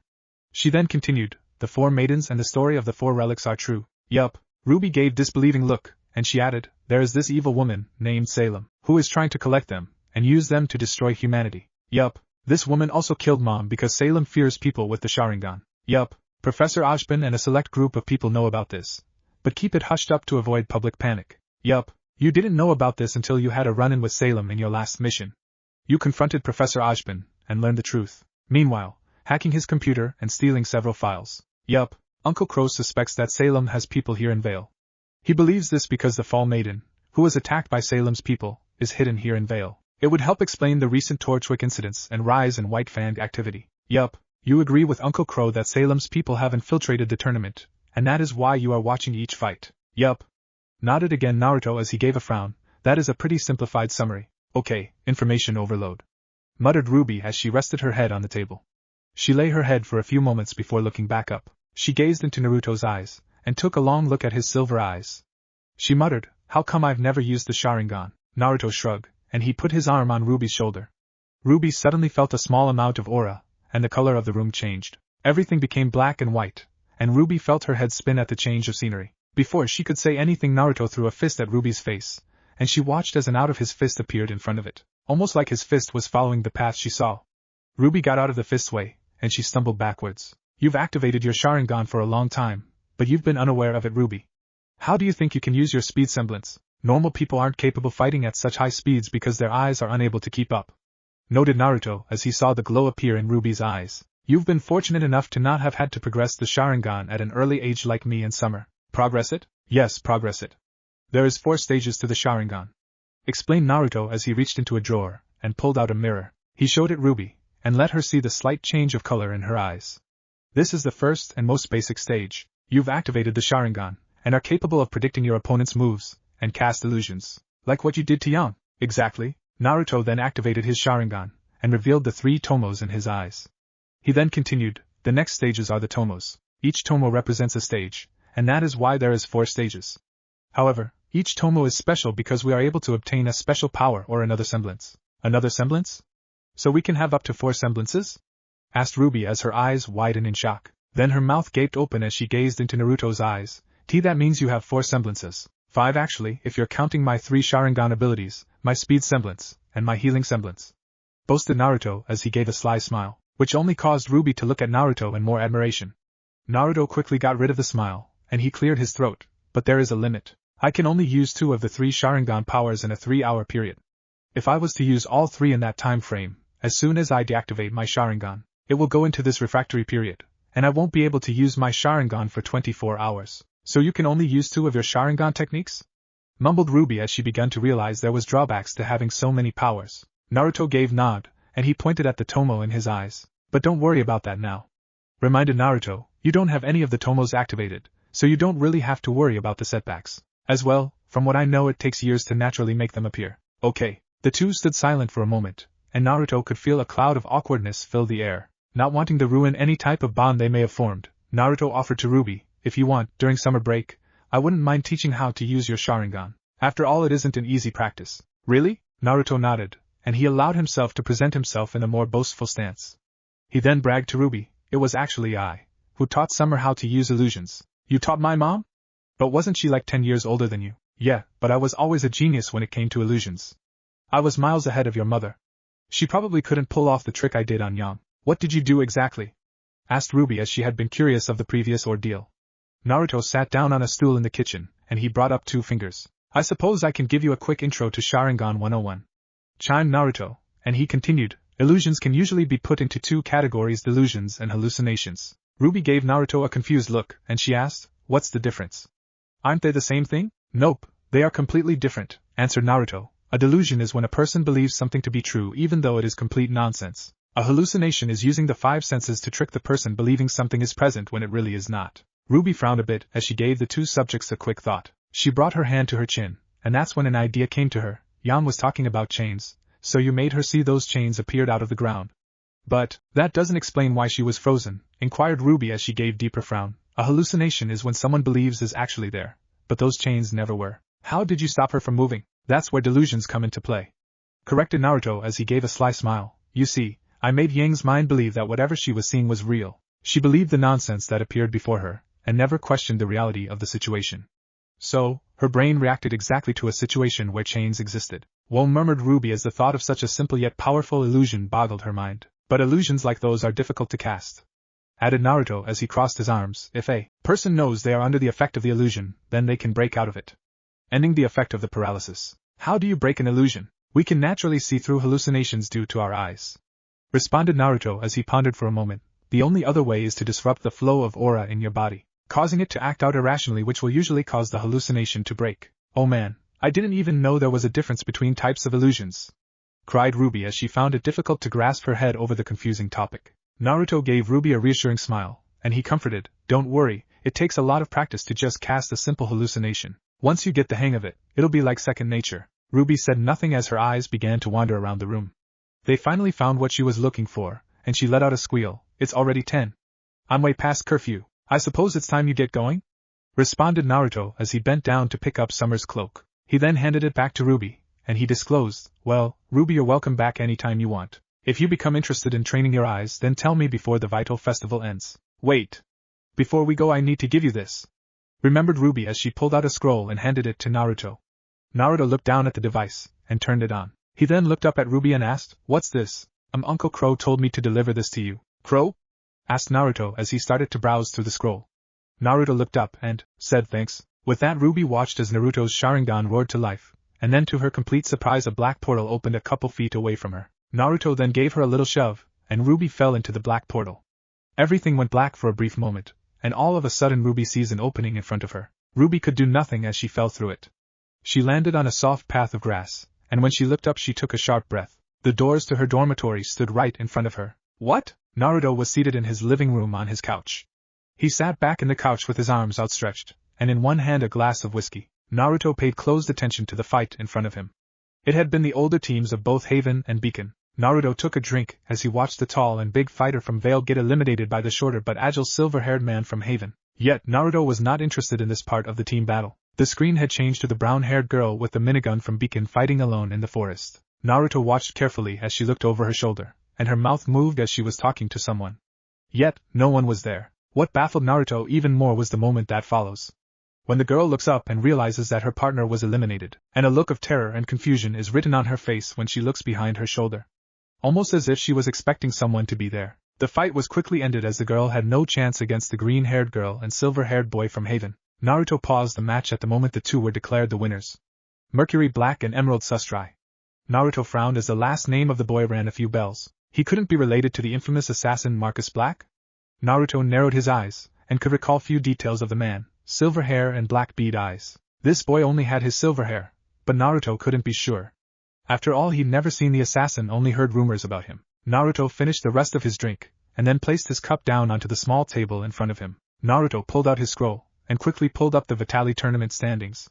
It seemed that young Black would be representing his team in the next round. Naruto looked up at the screen, and took a hard look at his partner, the green-haired girl. Naruto looked back down at the scroll that Crow had sent him, and he read a piece of the file out loud. Mission report: Fall. The perpetrators managed to flee me at a lightning pace. Despite fighting in an open area with no cover for the next mile, the three people who attacked Fall were gone from my sight in what felt like a split second. None of the attackers shown an ability to use a speed or to teleporting semblance. But it cannot be ruled out. Naruto looked back at the screen and watched as the green-haired girl walked off the stage. Naruto's eyes narrowed, and he thought out loud, if you can make people believe someone is standing there, I wonder how difficult it would be to make them think someone was not there. Naruto turned off the TV, and got off the couch. He headed towards his room, and prepared himself to go to sleep. After all, he didn't want to miss tomorrow's fight with Mercury Black, because if his hunch is right, then his vacation might be cut a little bit short. Ruby sat on top of her bed, perched up in a fetal position. Her red cloak covered her completely, leaving only her face visible. Ruby lay there motionless and quiet as she stared into space. The fabric was surprisingly soft, and it sank quite nicely into her skin, almost as if the cloak was trying to become one with her. All right. That's enough, screamed Yang, whom was sitting across the room of Ruby. Ruby was broken from her trance, and she looked over at the rest of the people of the room. Yang looked completely frustrated as she was staring at Ruby, and Ruby glanced over to see Weiss and Blake share a confused look. Yang jumped off her bed, and walked towards Ruby's and Weiss's bunk bed. She was a few feet away from the beds, when she stopped walking and looked up at Ruby. She then demanded to know, so, what happened? You got here late, and you've been sulking and cuddling with your cloak. Sulking is Blake's job, not yours. Hey! Snapped Blake, taking offense from Yang's insult. Blake looked over at Weiss for support, and Weiss just shrugged her shoulders and agreed, she's got a point. Blake crossed her arms and gave a pout. Yang then looked over at Ruby, and she reiterated, so? Ruby gave Yang a bit startled, not expecting her outburst, and she snugged into her cloak a little bit more. She glanced back over at the rest of her team. Ruby was about to speak, when Naruto's words ran through her head. It's up to you, whom you trust to tell this secret to. Whether it be our teammates or not. Just remember. Once they become involved, there will be no turning back. Salem is not a merciful woman, and she will kill anyone who stands in her way. I only tell you because fate has decided that you will either stand against her or die. Ruby closed her eyes for a brief moment, and took a deep breath. She reopened her eyes, and gave Yang a cheesy smile. Ruby brought her finger up to her face, and rubbed her cheek in embarrassment. Sorry guys for giving off such a bad vibe. Apologized Ruby, and lied, it's just that Naruto ended up telling me a lot of stuff about my mom, and well, it just brought back memories. He told you about? Asked Yang, referring to Summer, and Ruby gave a bigger smile and nodded. Then Ruby gave a small giggle, and she jibed, hey, Weiss, are you still afraid of ghosts? This caused Weiss to stiffen up, and Yang and Blake to give a confused look. Weiss's face flushed red, and she brought her fist up in anger. I'm afraid of no ghosts. Ruby quickly pulled her hood up, and to everyone's shock she disappeared. They both looked around the room frantically, not believing what had just happened. Weiss stomped her foot, and she screamed out, haha, so funny. Like I would ever fall for your parlor tricks, Ruby. Ruby then reappeared behind Weiss, and whispered, boo. What if Naruto saves Summer in RWBY? And thanks for watching my video till the end. If you enjoyed this content, then do consider subscribing to my channel, and leave a like if you guys need the next part. Comment down, and thanks for watching the video, and see you guys in the next video.